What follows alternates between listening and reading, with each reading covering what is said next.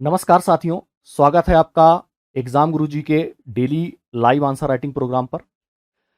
और आज जैसा कि नोटिफिकेशन आपको मिला होगा, आज 13th क्लास है, यानी 13वें नंबर की क्लास है। और आज से हम लोग अपने इतिहास की यात्रा प्रारंभ करेंगे और लगभग 8 से 9 दिन हम लोग की इतिहास की यात्रा रहेगी। इसमें हम लोग जो इतिहास के कोर पार्ट हैं, चाहे वो प्राचीन भारत हो, मध्यकालीन भारत हो और आधुनिक भारत का इतिहास हो, उसे हम लोग कंप्लीट करने का प्रयास करेंगे। अभी तक की जो क्लासेस हुई हैं, जो 1 से 12 नंबर तक की क्लास हुई है, मुझे आशा है कि आप लोगों ने उसकी प्रैक्टिस ईमानदारी से की होगी और आगे भी जो क्लासेस होंगी उसकी भी प्रैक्टिस आप लोग ईमानदारी से करेंगे। इस क्लास का प्रोग्राम या इस प्रोग्राम का जो एक रूल है, नियम है, जो भी है, वो डांगी सर ने आपको बता दिया होगा। मेरा पूरा ध्यान जो रहेगा वो आपको जो इतिहास का जो टेस्ट आज से शुरू है या जो डिस्कशन शुरू है उस पर हम लोग आज पूरी बात करेंगे। और मेरा पूरा फोकस रहेगा कि मैं आपको मेंस से संबंधित जो भी दिशा निर्देश है, गाइडलाइन है, जो भी गाइडेंस है, वो मैं दे सकूं। जो भी मेरे एक्सपीरियंस रहे हैं, जो मेरे अनुभव रहे हैं, उन पर मैं बात कर सकूं। पेपर जो होगा वो दोपहर को 12 से 1 बजे के आसपास अपडेट हो जाया करेगा और शाम के टाइम आपका डिस्कशन आपको मिल जाएगा और मॉडल आंसर मिल जाएगा। लेकिन पहले आप पेपर दे दीजिए घर में बैठ के, उसको सॉल्व कर लीजिए। देन फिर क्या करिए, उसको देखिए और इसके बाद अपना स्वमूल्यांकन करिए कि आपकी कमी कहां है, कहां पे आपको सुधार करना है। तभी आप इस प्रोग्राम का पूरा लाभ उठा पाएंगे। आज की क्लास थोड़ा सा लंबी रहेगी क्योंकि आज मेरी पहली क्लास है और मेंस की क्लास है। तो मैं चाहूंगा कि ना केवल इस टेस्ट का डिस्कशन करूं, बल्कि मैं मेंस से संबंधित जो भी आधारभूत बातें हैं, जो भी जरूरी बातें हैं एक मेंस के स्टूडेंट को जानना चाहिए आंसर राइटिंग करते समय, उन बेसिक बातों पर भी, उन जो भी तरीके हैं, जो भी स्किल है, उन सब पर भी मैं आपके साथ बात करूंगा। चलिए, अब ज्यादा समय नहीं लूंगा, सीधे मैं टॉपिक पर आऊंगा। तो अगर हम लोग देखेंगे तो ये जो आपका प्रोग्राम चल रहा है, आंसर राइटिंग प्रोग्राम, ये आपके मेंस के एग्जाम को ध्यान में रखते हुए ही बनाया गया है। क्योंकि आपका जो प्रीलिम्स का एग्जाम है वो मेंस के पहले हो जाएगा। मेंस का जो एग्जाम है, जो टेंटेटिव डेट है आयोग के द्वारा, वो 23 नवंबर से 28 नवंबर है। और प्रीलिम्स का एग्जाम संभवतः फर्स्ट वीक ऑफ नवंबर या सेकंड वीक में हो जाएगा, जो भी संडे फंसेगा। तो हम उन्हीं सारी चीजों को ध्यान में रखते हुए ये पूरा जो डेली आंसर राइटिंग प्रोग्राम है वो डिजाइन किया गया है, ताकि आपकी जो तैयारी है वो प्रीलिम्स की भी तैयारी साथ साथ चलती रहे। तो इसमें सारा जो इसका डिटेल है ये आप देख लीजिए। बाकी तो डांगी सर ने पूरा आपसे चर्चा की थी, जो भी इससे संबंधित जो मूलभूत बातें हैं। जो भी आपको जानकारी लेना हो, इस नंबर पर आप कॉल करके आप जानकारी ले लीजिएगा। ये संस्थान का नंबर है, इस पर कॉल कर लीजिएगा और जानकारी आपको सारी मिल जाएगी। जिनको भी ज्वाइन करना है, अभ्यास करना है, आप ज्वाइन करिए, अभ्यास करिए। और हम जो भी हम लोग यहां पर क्लास ले रहे हैं, जो भी हम लोगों के एक्सपीरियंस है, हम सब शेयर करेंगे। क्या करना चाहिए, क्या नहीं करना चाहिए, आंसर राइटिंग करते समय किन चीजों का ध्यान रखना चाहिए, उन सब बातों पर हम लोग चर्चा करेंगे। चलिए शुरू करते हैं आज की क्लास। आज की जो क्लास होगी या मेरा जो उद्देश्य है वो दरअसल ऐसा नहीं है कि मैं आपको प्रश्न पत्र जो मिले हैं उसका कंटेंट बताऊं, पॉइंट बताऊं और बस खत्म। ऐसा नहीं है। मेरा जो उद्देश्य है वो ये रहेगा कि आंसर राइटिंग, या हम ये कहें कि जब मेंस आप लिखते हैं तो किन बातों का ध्यान दें आप, आपकी आंसर राइटिंग स्किल कैसे इंप्रूव हो, कैसे प्रेजेंटेशन देना चाहिए, फॉर्मेटिंग का क्या महत्व है, उत्तर कैसे लिखना है, 3 नंबर को कैसे डील करना है, 5 नंबर को कैसे डील करना है, 11 नंबर को कैसे लिखना है, उन सब बातों पर हम लोग चर्चा करें। जो भी गलतियां होती हैं आप लोगों के द्वारा उनको हाईलाइट करें। ये सब प्रमुख उद्देश्य हैं इस आंसर राइटिंग प्रोग्राम के। तो अभी मैं शुरू में थोड़ा सा कुछ बातें आपसे करूंगा जो कि साथ साथ क्वेश्चन आंसर भी होते रहेंगे और चर्चाएं भी होती रहेंगी। अगर आप मेंस जब आप अगर मेंस की आंसर राइटिंग आप अगर करें, जब भी आप उत्तर लिख रहे हैं या अभ्यास कर रहे हैं, तो आपको कुछ बातों का ध्यान रखना बहुत जरूरी है।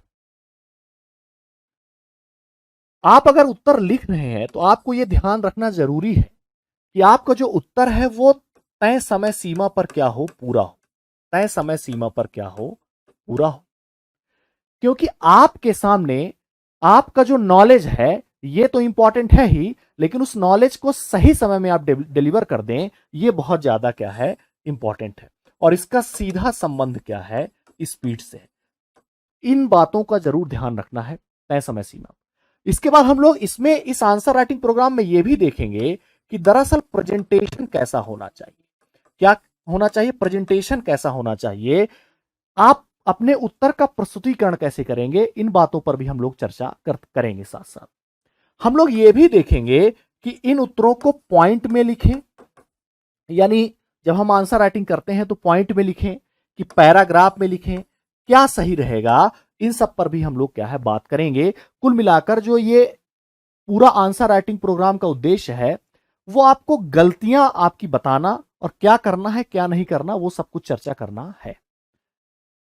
तो हम लोग अब एक एक करके चीजों को क्या करेंगे, शुरू करेंगे। और इसको देखिएगा, मैं जो इसको चर्चा करूंगा, ये सारे प्रश्नों को चर्चा करूंगा, इनके आंसर तो मैं बताऊंगा ही, साथ साथ अगर 3 नंबर पर हमारी चर्चा हो रही है तो 3 नंबर हल करते समय यानी 3 मार्कर सॉल्व करते समय हम किन बातों का ध्यान रखें उस पर भी हम लोग बात करेंगे। एक बात याद रखिएगा, जब भी 3 मार्कर आप सॉल्व करें, 3 मार्कर मेंस के एग्जाम की रीड होती है। याद रखिएगा, जो 3 मार्कर होता है ये मेंस के एग्जाम की रीड होती है। क्यों होती है रीड? इसलिए रीड होती है कि इसमें जो होते हैं वो पूरे नंबर क्या होते हैं, मिलते हैं। क्या होते हैं? पूरे नंबर मिलते हैं। अगर 3 नंबर का क्वेश्चन है तो पूरी पूरी संभावना होगी कि आपको 3 नंबर एक जो एग्जामिनर होगा वो दे दे। इसीलिए ये एग्जाम में आप देखे होंगे कि रैंक ऊपर नीचे करने में इनका बहुत बड़ा क्या होता है, योगदान रहता है। कई बार क्या होता है कि बच्चे इन सब ये जो 3 नंबर के प्रश्न हैं इनको हल्के में ले लेते हैं, और जब हल्के में ले लेते हैं तो ये प्रश्न कहीं ना कहीं सिलेक्शन को क्या कर देते हैं, प्रभावित कर देते हैं। सबसे बड़ी जो समस्या इनमें ये आती है, पहले समझ लीजिएगा, अभी मैं इसका आंसर बता दूंगा, अष्टांगिक मार्ग जो पहला प्रश्न है, लेकिन ये ज्यादा उद्देश्य नहीं है कि हम इसके उत्तर बताएं। दरअसल उद्देश्य यही है कि हम लिखें कैसे, क्या अप्रोच हमारी होना चाहिए, उन पर थोड़ा सा ज्यादा हमारा जोर हो। और आज तो पहली क्लास है, आज हम लोग डिटेल में चर्चा करेंगे। इसके बाद फिर हम लोग भले ही आगे की क्लास में हम लोग थोड़ा जल्दी फोकस करेंगे सीधे कंटेंट पर। पूरे नंबर मिलते हैं इसलिए ये इंपॉर्टेंट होता है। दूसरा जो है इसमें इंपॉर्टेंट ये होता है कि आपको जानकारी ज्यादा होती है। आपको क्या होता है, जानकारी ज्यादा होती है, और आपको लिखना कम होता है। क्या? लिखना कम होता है, बिल्कुल शॉर्ट में लिखना होता है। इसलिए ये सबसे बड़ा क्या होता है, चैलेंज रहता है स्टूडेंट के सामने। दूसरी बात ये आती है, कई बार आप लोगों के दिमाग में ये आता होगा कि कई जगह पॉइंट में लिखें, कि पैराग्राफ में लिखें, कि फ्लो चार्ट बनाए, कि डायग्राम बनाए। इन सब में कई बार क्या होता है, इसमें समस्या आती है। दरअसल जो क्वेश्चन की डिमांड होती है, हमें वैसा क्या करना चाहिए, अपना उत्तर लिखना चाहिए। कोई भी हो, चाहे 5 नंबर हो, चाहे 3 नंबर हो, चाहे 11 नंबर। कोई एक फॉर्मेट नहीं है किसी चीज का कि आप अगर पॉइंट में आपने बना लिया है लिखने का मन, तो आप पूरे क्वेश्चन पॉइंट में ही डील करें। ऐसा नहीं है। आप क्वेश्चन की डिमांड समझें, क्वेश्चन का स्वरूप समझे, नेचर समझे, उसके हिसाब से आप उत्तर लिखें। बस ये सारे पॉइंट समझते चलिएगा। इसके बाद कंटेंट पर ज्यादा मेहनत नहीं लगती। इन सब बातें जो है, जो बताने का उद्देश्य है, वो समझने का प्रयास करिएगा। जो क्वेश्चन की डिमांड है, अगर क्वेश्चन की डिमांड पॉइंट वाइज है, अगर क्वेश्चन की डिमांड पॉइंट वाइज है तो पॉइंट वाइज लिखिए। अगर क्वेश्चन ये कह रहा है कि परिभाषा पूछ रहा है, तो आप स्वाभाविक सी बात है उसे क्या लिखिए, पैरा में लिखिए। छोटा पैरा आप बनाइए 2 लाइन का, और उसके साथ क्या करिए, उदाहरण जरूर लिखिए। एक चीज याद रखिएगा, मेंस के एग्जाम में उदाहरणों का, एग्जाम्पल्स का बहुत इंपॉर्टेंट है। बहुत जहां जहां एग्जाम्पल आप लिखेंगे वहां वहां आपको क्या है, दूसरों से नंबर आपके क्या हो जाएंगे, ज्यादा हो जाएंगे। तो परिभाषा के साथ आपको क्या करना है, उदाहरण लिखना है। और कहीं कहीं आपको थोड़ा सा फ्लो चार्ट वगैरह की भी जरूरत अगर पड़ जाए तो आपको लिख देना चाहिए, इसमें संकोच नहीं करना चाहिए। लेकिन 3 नंबर में फ्लो चार्ट और डायग्राम का इस्तेमाल मिनिमम करना है। क्या करना है, मिनिमम करना है। इनका सबसे ज्यादा इस्तेमाल होता है 11 नंबर में। जो वर्तमान जो डिमांड है आयोग की 5, 11 और 3 नंबर में, उसके हिसाब से मेरा मानना है कि 3 नंबर में फ्लो चार्ट और डायग्राम सही रणनीति नहीं है। ज्यादा कंटेंट पर फोकस करिए, आप 3 बिंदु बनाइए और कंटेंट उसको दिखे। कंटेंट पर हमारा ज्यादा फोकस होना चाहिए। तो यह जरूर ध्यान रखना है कि फ्लो चार्ट और उनका मिनिमम प्रयोग करना है। फ्लो चार्ट और डायग्राम का इस्तेमाल नहीं करना है। पता चले आप डायग्राम बनाकर आ जाएं, ऐसा नहीं है। आपके पास 3 लाइन होगी, 3 मार्कर में आपके पास 3 से 4 लाइन होगी। और आपको भी पता है आयोग ने आपसे बोला है कि इस प्रश्न को एक पंक्ति में लिखें। किसमें लिखें, एक पंक्ति में लिखें, ऐसा कहा गया है आयोग के द्वारा। अब दरअसल ये एक पंक्ति का जो मतलब है समझने का प्रयास करिएगा। ये लिखा है उसमें एक पंक्ति। अभी हम लोग 3 मार्कर पर बात कर रहे हैं। 3 मार्कर की क्या स्ट्रेटजी होनी चाहिए, किन बातों का ध्यान रखना चाहिए, उन पर हम लोग बात कर रहे हैं। क्योंकि हमारा जो फोकस है वो दरअसल एग्जाम में क्वेश्चन का कंटेंट बताना नहीं है। क्वेश्चन का कंटेंट हर जगह मिल जाता है। आप जहां भी कोचिंग करते होंगे, जहां भी पढ़ते होंगे, यहां से भी पीडीएफ डल जाएगा। वो तो हर जगह क्या है, मिल जाता है। इंपॉर्टेंट ये है जो किताबों में आपको नहीं मिलता, जो हम लोगों के अनुभव और एक्सपीरियंस से चीजें आती हैं, वो हम लोग क्या है आपसे बता रहे हैं, चर्चा कर रहे हैं। उसको फोकस करने का प्रयास करिए। दरअसल जब आप सिलेबस देखेंगे तो वहां पर यह लिखा गया है कि 3 नंबर के जो प्रश्न है, 3 मार्कर के जो प्रश्न है, वो एक पंक्ति या 10 शब्दों में लिखें। आप देख लीजिएगा, बहुत सारे लोग जिनके पास सिलेबस होगा वो तो इसको समझते ही होंगे। एक पंक्ति और 10 शब्दों में लिखिए। दरअसल ऐसा पॉसिबल, इसका यह मतलब नहीं है। और उसने क्या कर दिया, आपको 3 लाइन दे दिया तो आप कंफ्यूज हैं कि यार 1 लाइन लिखे कि 3 लाइन लिखे। दिया तो 3 लाइन है।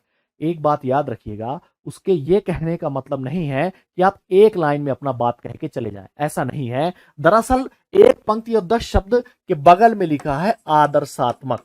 ये आदर्शात्मक है कि अगर कहीं कहीं 1 लाइन का भी गुंजाइश हो तो आप लिख दें, इसमें कोई दिक्कत नहीं। और उसके 1 लाइन के कहने का मतलब है उसने जो कॉपी आपकी दी है उसमें आपको क्या है 3 से 4 लाइन का उसने स्पेस दिया है, क्योंकि अब तो क्वेश्चन वही लिखा रहता है। और उसने 3 से 4 लाइन दे दी है, यानी तीनों चारों लाइन आपको क्या करना है, भरना है। तो प्रयास ये करना है कि ये 3 लाइन दी गई हैं, इन 3 लाइन का आप इस्तेमाल कर दें। तो आप कहेंगे कि 3 लाइन का इस्तेमाल कर देंगे तो शब्द सीमा क्या है, क्रॉस हो जाएगी। ऐसा कुछ नहीं है। प्रेजेंटेशन का खेल है।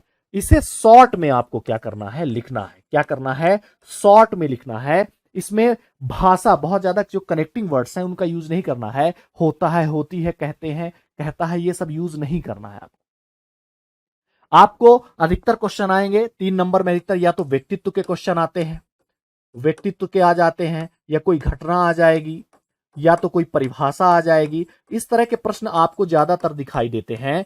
ठीक है, किसी का नाम आ जाएगा, कोई घटना, युद्ध, इस तरह की चीजें आ जाती हैं, या कोई कमेटी आ जाएगी। तो आप सीधे हेडिंग, या कोई योजना आ जाएगी, सीधे आप हेडिंग डालिए कि भाई प्रारंभ, अगर कोई योजना है तो प्रारंभ वर्ष डैश, जो वर्ष हो। उद्देश्य, कोई उद्देश्य होगा तो 1 लाइन का आप उद्देश्य, 2 से 3 शब्द में उद्देश्य आप बता दीजिए कि भाई बेरोजगारी समाप्त करना है, कि गरीबी समाप्त करना है, कि युवा रोजगार से संबंधित है। आप एक लिख दीजिए। और तीसरा पॉइंट आप एक हेडिंग डाल सकते हैं जो अक्सर यूज हो जाती है। एक विशेष हेडिंग डाल के हम लोग क्या है बना देते हैं, उसमें जो भी उसकी कंक्रीट बात होती है वो हम लिख देते हैं। वो तो हम लोग चर्चा करेंगे ही, जब क्वेश्चन सॉल्व करेंगे तो ये सब बातें तो हम लोग वहां पर करने वाले हैं। लेकिन जो मेरे कहने का मतलब है वो ये है कि आपको इन तीनों लाइन या तीनों पंक्तियों का क्या करना है, इस्तेमाल करना है, और बिल्कुल शॉर्ट फॉर्म में यूज करना है। यानी बहुत भाषा नहीं देना है। याद रखिएगा, भाषा देने से हमें क्या करना है, बचना है। जब भी 3 नंबर का हम लिखें उत्तर, तो हम भाषा देने से क्या है, बचें। हमें भाषा का प्रयोग नहीं करना है कि बहुत कहानी लिख रहे हैं। बिल्कुल शॉर्ट फॉर्म में कि हमने हेडिंग डाल दिया कि कोई योजना है तो भाई प्रारंभ वर्ष, ठीक है, उसका उद्देश्य क्या है, इस टाइप का लिख दिए। और इसके बाद फिर अंत में कुछ विशेष लिख दीजिए, परिणाम लिख दीजिए, प्रभाव लिख दीजिए और एक एक शब्द का कर लीजिए। सीधे आपका पूरा प्रश्न हो जाएगा। प्रेजेंटेशन भी अच्छा रहेगा, क्योंकि प्रेजेंटेशन का इंपॉर्टेंट तो है हर जगह। कॉपी चाहे 3 नंबर का आप लिखें, चाहे 5 और चाहे 11, तीनों में प्रेजेंटेशन की क्या है, बहुत ज्यादा अहमियत है। और एक चीज का ध्यान रखना है 3 मार्कर में, जब भी कोई आप उत्तर लिखें, अंडरलाइन अगर आप कर देते हैं तो विश्वास मानिए आपकी कॉपी में नंबर जो होगा वो दूसरों से क्या हो जाएगा, इंक्रीज हो जाएगा। 3, 5, 11 तीनों में ये बहुत इंपॉर्टेंट क्या सेगमेंट। और ये क्या है, अभ्यास से आएगा, एकदम से क्या है नहीं आएगा। वो मैं चर्चा करूंगा, इसको कैसे क्या करना है वो अलग बात है। तो 3 मार्कर का जो प्रश्न है ये हमें क्या करना है, इसे थोड़ा सा लिखते समय सावधानी बरतना है और इन सब बातों का क्या है ध्यान रखना है। छोड़ कर नहीं आना है, जो ना बने उसमें फालतू की बात भी नहीं लिखना है कि हम अपने से क्या चीजें लिख के आए। एक बार 5 और 11 नंबर में थोड़ा बहुत 19-20 चल सकती हैं चीजें, लेकिन 3 मार्कर में आप ऐसा नहीं कर सकते कि आप जान रहे हैं कि आपसे नहीं बन रहा है और आप गलत लिख के आ जाएं, फैक्ट गलत लिख के आ जाएं, ऐसा नहीं। हाँ, संदेह है आपको तो वो अलग बात है, और इसको डील कैसे करना है, इनमें कैसे क्या इसकी थोड़ी बहुत स्ट्रेटजी, वो तो हम लोग जब सॉल्व करते चलेंगे तो ऑटोमेटिक है कि हर क्वेश्चन पर बात होगी तो सारी चीजें आ जाएंगी। तो ये ध्यान रखना है कि जो 10 शब्द लिखा गया है वहां पर एक लाइन, तो इसका ये कतई मतलब नहीं है कि आप सिर्फ एक लाइन का उत्तर लिख दें, ऐसा नहीं है। आपको शॉर्ट फॉर्म में यूज करना है और वो 3 जो लाइन होंगी वो तीनों लाइन का क्या करना है, यूज करना है, ये जरूर ध्यान में रखना है। ठीक है, ये एक प्रकार से 3 नंबर की जो मुख्य बातें थी जो आपको ध्यान में रखना चाहिए वो थी। अब हम लोग क्या है चलते हैं कि हम लोग जो प्रैक्टिस करने के लिए क्वेश्चन सेलेक्ट किए थे वो दरअसल कौन सा है, वो हम लोग क्या है बात कर लेते हैं और इसके बाद क्या है स्टेप बाय स्टेप आगे बढ़ते हैं। 3 नंबर में जो पहला प्रश्न था आज के अभ्यास के लिए आपके सामने, वो था अष्टांगिक मार्ग। क्या था, अष्टांगिक मार्ग। अब इन जो हमने बातें की हैं उसको सब सारी बातों को क्या करेंगे, यहां अप्लाई करेंगे और अप्लाई यहां करेंगे और भी जो प्रश्न है उनको भी डील करेंगे, तो उसमें भी अलग अलग बातें क्या होंगी, अप्लाई होगी। तो जो अष्टांगिक मार्ग है उसको अगर हम लोग देखते हैं तो सीधी सी बात है, आपके सामने क्या होगी, 3 लाइन आपके सामने होंगी। 3 लाइनों समझते चलिएगा। कंटेंट बताना उद्देश्य सेकेंडरी है, तरीका बताना उद्देश्य पहला है। ठीक है, जो गलतियां हैं वो आपको हाईलाइट करना उद्देश्य पहला है। 3 लाइन आपकी इस तरह से 3 से 3.5 लाइन आपके सामने होंगी और ऐसे ही प्रश्न लिखा होगा ऊपर। अब स्वाभाविक सी बात है, हर प्रश्न का नेचर अपना अलग है। कोई परिभाषा, कोई सोचे, कुछ प्रश्न ऐसा होगा कि जो डिमांड करेगा कि आप परिभाषा में लिखें और उदाहरण दे दें। कुछ प्रश्न ऐसे होंगे जिसे आप क्या पॉइंट में लिखें। अधिकतर 70 से 80% पेपर पॉइंट में सॉल्व किया जाता है, याद रखिएगा। कुछ प्रश्न अलग बात है कि अगर जो समीक्षा, आलोचनात्मक मूल्यांकन या इस टाइप का आ जाए तो कहीं कहीं हम छोटे छोटे पैरा का इस्तेमाल कर सकते हैं। वो तो जब हम लोग प्रश्न हल करेंगे तो वहां अप्लाई करेंगे तो खुद ब खुद चीजें क्या हो जाएंगी, क्लियर हो जाएंगी। अष्टांगिक मार्ग जो है इसमें ये प्रश्न में एक डायग्राम आता है। अब उस डायग्राम आप कह सकते हैं कि सर डायग्राम तो आपने बोला मना किया। मैंने पूरी तरह से मना नहीं किया है, मैंने ये बोला 1 या 2 प्रश्नों में अगर गुंजाइश हो तो यूज कर लीजिएगा, उसमें कोई दिक्कत नहीं, और वो भी छोटा, क्योंकि देखिए आपको तो स्पेस क्लियर कर दिया है उसने, तो स्पेस तो है ही नहीं आपके सामने, तो आप बहुत बड़ा नहीं बना सकते। छोटा सा, कम समय ज्यादा ना ले और कंटेंट यानी शब्द सीमा ज्यादा ना हो, तो आप बिल्कुल इस्तेमाल 1 या 2 प्रश्नों में कर सकते हैं। तो पहली लाइन आपकी तो ये होना चाहिए कि सीधा सीधा आपको लिख देना है कि जो अष्टांगिक मार्ग है, क्या है, अष्टांगिक मार्ग है, वो आपके बौद्ध धर्म से संबंधित क्या है, सिद्धांत है। क्या है, बौद्ध धर्म से संबंधित क्या है, सिद्धांत है। बौद्ध धर्म से संबंधित सिद्धांत है। अब ये बताइए, यहां अगर मैं चाहता तो यहां पर 1-2 वर्ड और यूज कर सकता था। इसको लिख देता कि यह लिख देता, बौद्ध धर्म से संबंधित सिद्धांत है। पर इन सब शब्दों का कोई भी जरूरत नहीं है यहां पे, इसलिए आपको लिखने की कोई भी आवश्यकता नहीं। शब्द सीमा हम क्यों अपनी बढ़ाएं, ठीक है। सीधा शॉर्ट फॉर्म में हिंट में हमने क्या कर दिया, लिख दिया कि ये बौद्ध धर्म से क्या है, संबंधित सिद्धांत। सीधे लिख दिया बौद्ध धर्म से संबंधित सिद्धांत। ये सब लिखने की जरूरत नहीं कि यह बौद्ध धर्म से संबंधित एक सिद्धांत है, ये सब लिखने की जरूरत नहीं है। 3 नंबर। दूसरा, सीधे लिख देना है आपको, अब ये जो सिद्धांत है, ये जो अष्टांगिक मार्ग जो है, इनकी संख्या 8 है। दरअसल कॉन्सेप्ट हम लोग समझ लेते हैं, फिर लिखना क्या है वो तो मॉडल आंसर में हमने आपको दिया ही है, और आगे भी मैं शो करूंगा तो आप चीजें क्लियर हो जाएंगी। कॉन्सेप्ट समझ लेते हैं। एक्चुअली में जो अष्टांगिक मार्ग है, ये गौतम बुद्ध के शिक्षाओं में महत्वपूर्ण स्थान रखता है। बौद्ध धर्म से संबंधित शिक्षा से संबंधित है ये। दरअसल गौतम बुद्ध ने कहा था कि जो संसार है ये क्या है, दुखों से क्या है, भरा हुआ। संसार जो है दुखों से क्या हुआ है, भरा हुआ है। और इसके लिए उन्होंने आर्य सत्य, या इसके संबंध में उन्होंने आर्य सत्य बताए। 4 आर्य सत्य उन्होंने क्या किया था, बताया था। 4 आर्य सत्य क्या है उन्होंने बताया था, ये आप लोगों ने पढ़ा होगा। दुख, दुख समुदाय, दुख निरोध गामिनी प्रतिपदा, इस तरह से उन्होंने बताया था। और इन्हीं सांसारिक दुखों के निवारण हेतु उन्होंने कहा था कि अष्टांगिक मार्ग का क्या करना चाहिए, अनुसरण करना चाहिए किसी भी इंसान को।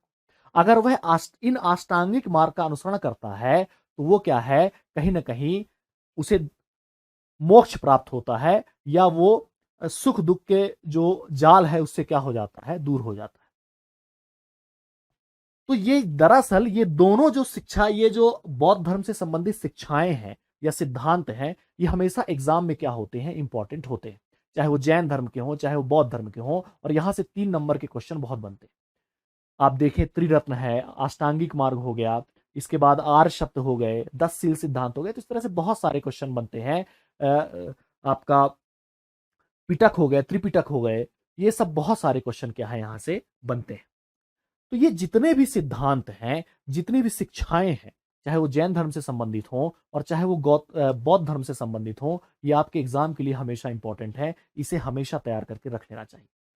तो इंपॉर्टेंट ये इसके पीछे कॉन्सेप्ट था। और इसमें आपको क्या करना चाहिए कि पहली लाइन आपको बताना चाहिए कि बौद्ध धर्म से क्या है संबंधित, क्या था, सिद्धांत है।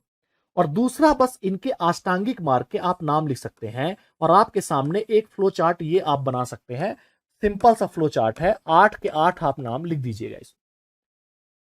उसमें सम्यक दृष्टि है, सम्यक संकल्प है, सम्यक आजीव है, सम्यक कर्मांत है, ये सारे हैं। सम्यक समाधि है, सम्यक कर्मांत है, इस तरह से 8 जो है ये अष्टांगिक मार्ग के क्या है, नाम लिखे गए। सम्यक व्यायाम, सम्यक स्मृति, ये सभी जो हैं 8 के 8 हैं। आप इनको क्या करिए, फ्लो चार्ट के माध्यम से, एक सिंपल से फ्लो चार्ट के माध्यम से आप लिख सकते हैं। और यहां पर हेडिंग भी डाल सकते हैं, अष्टांगिक मार्ग।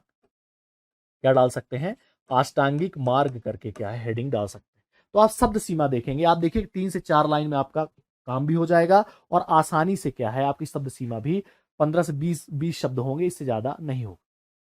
और समय भी आप देखेंगे कि 1 मिनट से ऊपर नहीं होगा। बस ये बात जरूर याद रखना है कि 3 नंबर में गलत फैक्ट नहीं डालना है, कुछ भी हो जाए गलत फैक्ट नहीं डालना है। और अगर संशय है कहीं फैक्ट पे तो वो फैक्ट लिखे ही ना तो ज्यादा अच्छा है। उसको ना लिखे ज्यादा अच्छा है, लेकिन गलत ना लिखें, क्योंकि 3 नंबर के जो प्रश्न होते हैं वो एक तो कॉपी में पहले ही मिलते हैं एग्जामिनर को, और दूसरी बात है कि वो क्या है बहुत अच्छे से ध्यान से पढ़ लेता है।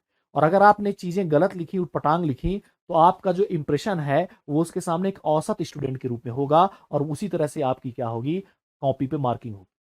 क्योंकि मार्किंग देना उनके हाथ में है, कहीं ना कहीं एक आध 2 नंबर, एक आध नंबर, आधा नंबर, वो अपने कहीं मनोवैज्ञानिक क्या हो जाता है, खेल हो जाता है।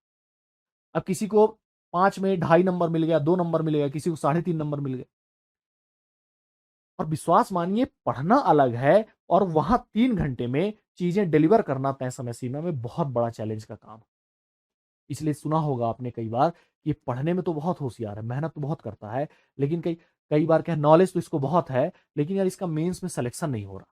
उसका बहुत बड़ा रीजन है कि वो पढ़ता तो है, नॉलेज है, लेकिन उसके अंदर अभ्यास की कमी, लैक ऑफ क्या है, उसके पास प्रैक्टिस है। उसने आंसर राइटिंग की प्रैक्टिस नहीं की, उसने रिवीजन नहीं किया, और उस एग्जाम के टाइम उसने अपना जो सिलेबस है उसे कंप्लीट नहीं किया।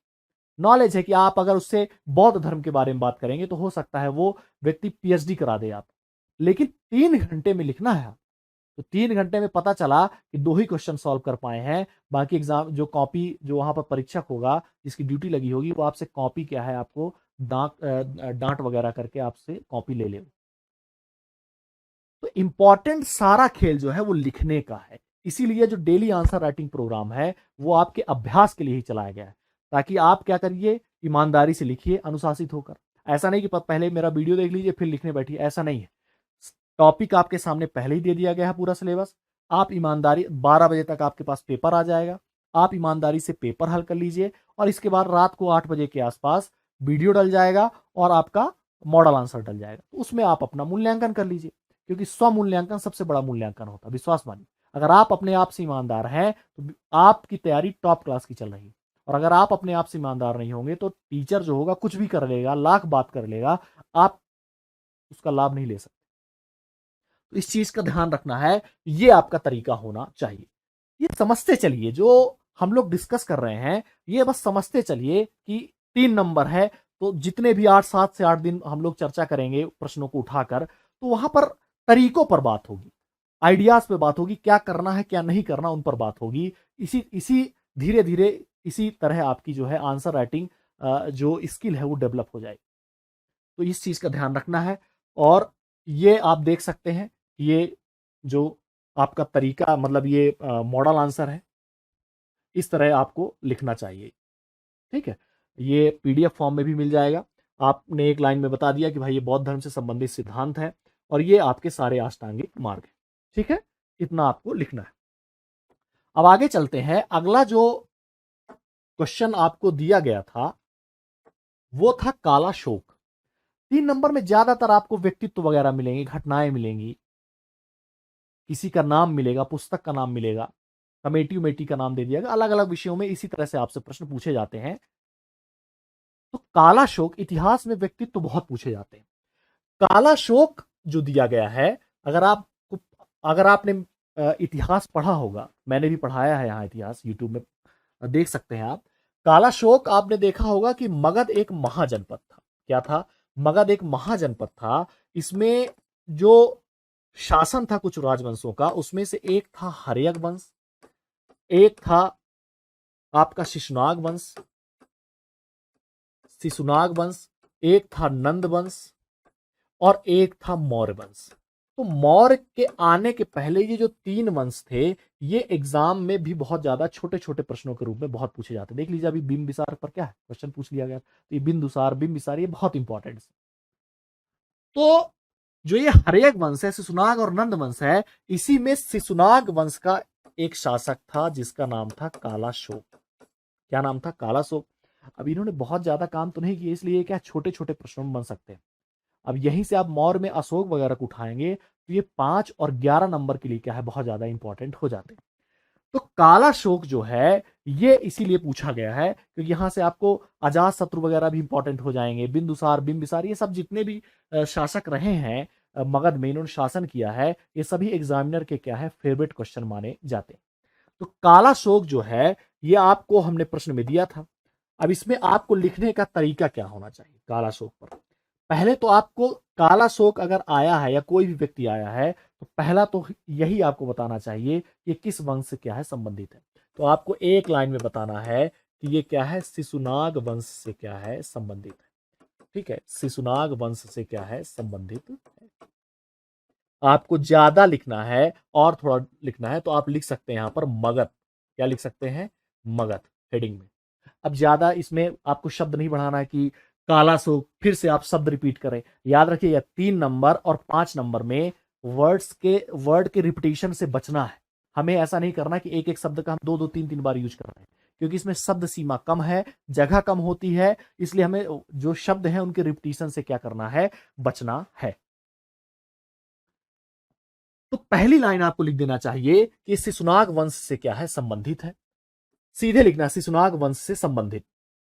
अब ये नहीं लिखना कि शिशुनाग वंश से संबंधित, एक और लिख सकते हैं शिशुनाग वंश से संबंधित शासक, ये लिख सकते हैं शिशुनाग वंश से संबंधित शासक। दूसरा लिख सकते हैं काला शोक के शासनकाल में 2 महत्वपूर्ण क्या हुई थी, घटनाएं हुई थी। 2 महत्वपूर्ण क्या हुई थी, घटनाएं हुई थी। पहला तो इसने क्या किया था, राजधानी को वैशाली से पाटलिपुत्र पर क्या कर दिया था, ट्रांसफर कर दिया था। राजधानी को वैशाली से क्या किया था, पाटलिपुत्र, पाटलिपुत्र पर क्या कर दिया था, ट्रांसफर किया था, स्थानांतरित किया था, मतलब आज का आधुनिक पटना। और तीसरा, द्वितीय जो बौद्ध संगीत है, क्या है, द्वितीय जो बौद्ध संगीत है वो इसी के क्या है, शासन काल में हुई थी। क्या हुई थी, इसी के शासन काल में क्या है, हुई थी। ये दो महत्वपूर्ण घटनाएं हैं। एक चीज और याद रखिए, जब भी कभी पढ़ाई किया करिए तो की पॉइंट पकड़ने का प्रयास करिए। क्या करिए, की पॉइंट जो होते हैं किसी भी टॉपिक के 3 या 4 जो होते हैं वो की पॉइंट्स होते हैं, और वो की पॉइंट्स ही रीढ़ की हड्डी होते हैं। क्योंकि ये मान लीजिए कि आप जब एग्जाम हॉल में बैठेंगे तो आपको सारी चीजें हूबहू जो आप पेज पढ़ते हैं वो याद नहीं आएगा। इसको स्वीकार जितना जल्दी कर लेंगे उतना अच्छा रहेगा। ये की पॉइंट्स आपको क्या करेंगे, वहां मदद करेंगे। इसीलिए छोटे छोटे नोट्स बनाए जाते हैं ताकि उसको बार बार पढ़ें और वो की पॉइंट्स याद हो जाए। तो आप कहेंगे कि फिर काला शोक का की पॉइंट क्या है, तो काला शोक का मैं अप्लाई करके समझाता हूं कि काला शोक अगर कोई बच्चा पढ़ रहा है तो उसके लिए की पॉइंट्स क्या होगा। तो उसके लिए जो की पॉइंट होगा, स्वाभाविक सी बात है, पहला तो शिशुनाग वंश होगा। की पॉइंट पहला क्या होगा, शिशुनाग वंश होगा, और दूसरा होगा राजधानी परिवर्तन। क्या, राजधानी जो परिवर्तन किया उसने वो होगा। और तीसरा द्वितीय बौद्ध संगीत, यानी बौद्ध संगीत जो है ये की पॉइंट होगा, द्वितीय बौद्ध संगीत। और जब आप पढ़ाई करते हैं, जब आप तैयारी करते हैं मेंस की, तो आपको यह ध्यान रखना चाहिए कि आप कीवर्ड से इस आप पूरा सेंटेंस बनाना सीख लीजिए। अगर आपको कीवर्ड दे दिया गया है काला शोक, अगर कोई व्यक्ति लिख देता है और उसके बगल में लिख देता है शिशुनाग वंश, राजधानी परिवर्तन और द्वितीय बौद्ध संगीत, तो आप इससे अगर 5 लाइन लिखना हो तो आप लिख लीजिए। अगर मेरे सामने कोई द्वितीय बौद्ध संगीत लिख दे तो मैं खुद कह दूंगा इसके शासनकाल में बौद्ध धर्म से संबंधित द्वितीय बौद्ध संगीत का आयोजन किया गया था। देख लीजिए, मैंने एक लाइन बना दी। अब ये बौद्ध संगीत ही याद नहीं आएगा तो आप कहां से सेंटेंस बनाएंगे। तो मेंस में हमेशा ध्यान रखिए, आपके साथ जब आप पढ़ाई करिए तो आप की पॉइंट दिमाग में रखने का प्रयास करिए और उसे गुनगुनाते रहिए बार बार, तो आपका क्या है, स्ट्रांग हो जाता है कंटेंट। तो ये हमने पढ़ लिया काला शोक पर। और आप देख लीजिए काला शोक पर लिखना कैसे चाहिए, ये आपका क्या है, काला शोक का क्या है, पूरा एक उत्तर है। वैसे तो पीडीएफ में आप लोगों को मिल जाएगा जिन्होंने ज्वाइन किया है, जिन्होंने नहीं ज्वाइन किया है तो ये तरीका है। ये काला शोक में 3 पॉइंट है। ये शिशुनाग वंश से क्या है, संबंधित है। किससे संबंधित है, शिशुनाग वंश से क्या है, संबंधित है। ये पहली लाइन आपको बता दी गई। दूसरी लाइन की इसने राजधानी वैशाली से पाटलिपुत्र स्थानांतरित की और इसी के शासनकाल में द्वितीय बौद्ध संगीत का आयोजन किया गया था। ये लिखना नहीं है, जानकारी के लिए मैं बता दूं, ऐसे पढ़े होंगे आप लोग प्रीलिम्स फैक्ट में, वैशाली में क्या है किया गया था। तो ये आपका तरीका होना चाहिए। ये शब्द शब्द सीमा गिन लीजिए, 1 2 3 4 5 6 7 8 9 10 11 12 13 14 15 16 17 18 19 20 21, 20 से 21 शब्द में आप पूरा अपनी बात कह दी। 1 मिनट से ज्यादा समय नहीं लगना चाहिए, लेकिन 1 मिनट का समय कब लगेगा, जब आप लंबे समय तक अभ्यास कर लेंगे। आप जब पहली बार लिखने बैठेंगे तो हो सकता है 3 नंबर में आप समय ज्यादा ले लें, 3 नंबर में क्या कर लें, आप समय ज्यादा ले लें। तो घबराना नहीं है जब हम आंसर राइटिंग शुरू करते हैं। एक चीज याद रखिए, जब भी आप पढ़ाई शुरू करिए, आंसर राइटिंग शुरू करिए, तो उसमें समय मत काउंट करिए कि पहले दिन से ही बिल्कुल घड़ी लगाकर आप जो है तो बिल्कुल आप उत्तर लिख लें, ऐसा नहीं। ये अभ्यास अभ्यास की बात है, ये धीरे धीरे आती है। आप इंसान है, कंप्यूटर तो है नहीं कि आप में टाइम फीड कर दिया और आपने क्या सब कुछ काम कर लिया। इंसान है, अभ्यास बहुत बड़ी चीज है। अभ्यास करिए और अभ्यास के साथ क्या है, सारी चीजें आपकी आ जाएंगी। तो तीसरा प्रश्न है 3 नंबर का, आरण्यक। ठीक है, आरण्यक। अब ये आरण्यक में ये बहुत सरल प्रश्न है, इसमें कोई ज्यादा रॉकेट साइंस का काम नहीं है। जो आरण्यक है उसमें आप लिख सकते हैं कि ये वेदों का क्या है, गद्य वाला खंड है। ये पहली लाइन आप लिख सकते हैं इसमें कि ये क्या है, वेदों का गद्य वाला क्या है, खंड है। गद्य वाला क्या है, खंड है। तो ये सब लिख, इतना ज्यादा नहीं, सीधे लिख दीजिए वेदों का गद्य वाला खंड। ये पहला आपका पॉइंट कंप्लीट हो। क्योंकि आरण्यक जो है वो अरण्य या वन से संबंधित है। एक्चुअली में ये अरण्य यानी वन में क्या है, लिखा गया था। ठीक है, अरण्य यानी वन में क्या है, लिखा गया था। वन में लिखा गया है यानी रचित हुआ है, लिखा गया है, उसी के आधार पर इसे आरण्यक क्या है कहा जाता है। और हमने आपसे बताया था कि जब जब आप पढ़ाई करिए, लिखिए, आंसर लिखिए, उसमें उदाहरणों का, एग्जाम्पल का बहुत ज्यादा क्या है, महत्व होता है। तो हम लिख सकते हैं उदाहरण। इसमें उदाहरण है प्रमुख आरण्यक के ऐतरेय, ये एक उदाहरण है। और दूसरा उदाहरण है छांदोग्य। दूसरा उदाहरण है छांदोग्य। याद रखिए ये बहुत इंपॉर्टेंट क्या है चीज। ये सब छोटी छोटी चीजें आपके आंसर को क्या करती हैं, इंप्रूव करती हैं। अब कहानी और किस्सा लिख के आएंगे अगर आप 3 नंबर में, तो विश्वास मानिए आपको वो औसत नंबर देगा, और कभी भी औसत नंबर में आप सेलेक्ट नहीं हो सकते। इसलिए क्रीम और कंक्रीट बात लिखना है 3 नंबर में, टू द पॉइंट लिखना है। बहुत ज्यादा होता है, होती है, कहते हैं, ये सब नहीं लिखना है। बहुत ज्यादा कनेक्टिव वर्ड नहीं लिखना है। सीधे सीधे आपको सेंटेंस लिखना है। और अपनी बात 1 मिनट आईडी, जब तक 1 मिनट ना आ जाए तो मान के चलिए आपने प्रॉपर अभ्यास नहीं किया। यानी 1 मिनट आपको क्या है, लगना चाहिए। इसमें अगर थोड़ा एक और एक्स्ट्रा पॉइंट जानना है आपको, तो ये समझ लीजिए कि ये जो है इसका जो विषय है वो दरअसल आध्यात्मिक और दार्शनिक है। जो आरण्यक के विषय हैं वो आध्यात्मिक और दार्शनिक क्या है इसका विषय है। आध्यात्मिक व दार्शनिक क्या है इसका विषय है। ये मोटा मोटा 3 से 4 पॉइंट मैंने, अच्छा जो मैं समझा रहा हूं इसमें थोड़ा ज्यादा समझा देता हूं। लिखना क्या है उसके लिए मॉडल आंसर क्या है आपको बताया जाता है। और मैं भी शो करा देता हूं इसमें कि भाई इसमें आइडियल क्या होना चाहिए। दरअसल इस तरह से कुछ आइडियल होना चाहिए इसमें। तो आप लिख सकते हैं, ये आइडियल है, आपको एक तरीका मिल जाता है, आइडिया पता चल जाता है लिखने का। ठीक है, आरण्यक में ये सारी चीजें आपको लिखना है, वही जो हमने आपसे बताया अभी। बिल्कुल आप शब्द सीमा गिन लीजिए। 1 2 शब्द अगर आप गिनेंगे तो बिल्कुल आपके शब्द ज्यादा नहीं होंगे, और तीनों लाइन का आपने इस्तेमाल भी कर लिया। 1 2 3 4 5 6 7 8 9 10 11 12 13 14 15 शब्दों में आपने अपनी बात कह दी, तीनों लाइन का इस्तेमाल कर दिया। और सारी क्रीम और कंक्रीट बातें हैं, फालतू की बात कुछ नहीं है। बहुत ज्यादा कनेक्टिंग वर्ड्स नहीं है कि बहुत ज्यादा इसका उल्लेख वेदों, यह जो है वेदों का गद्य वाला खंड कहलाता है।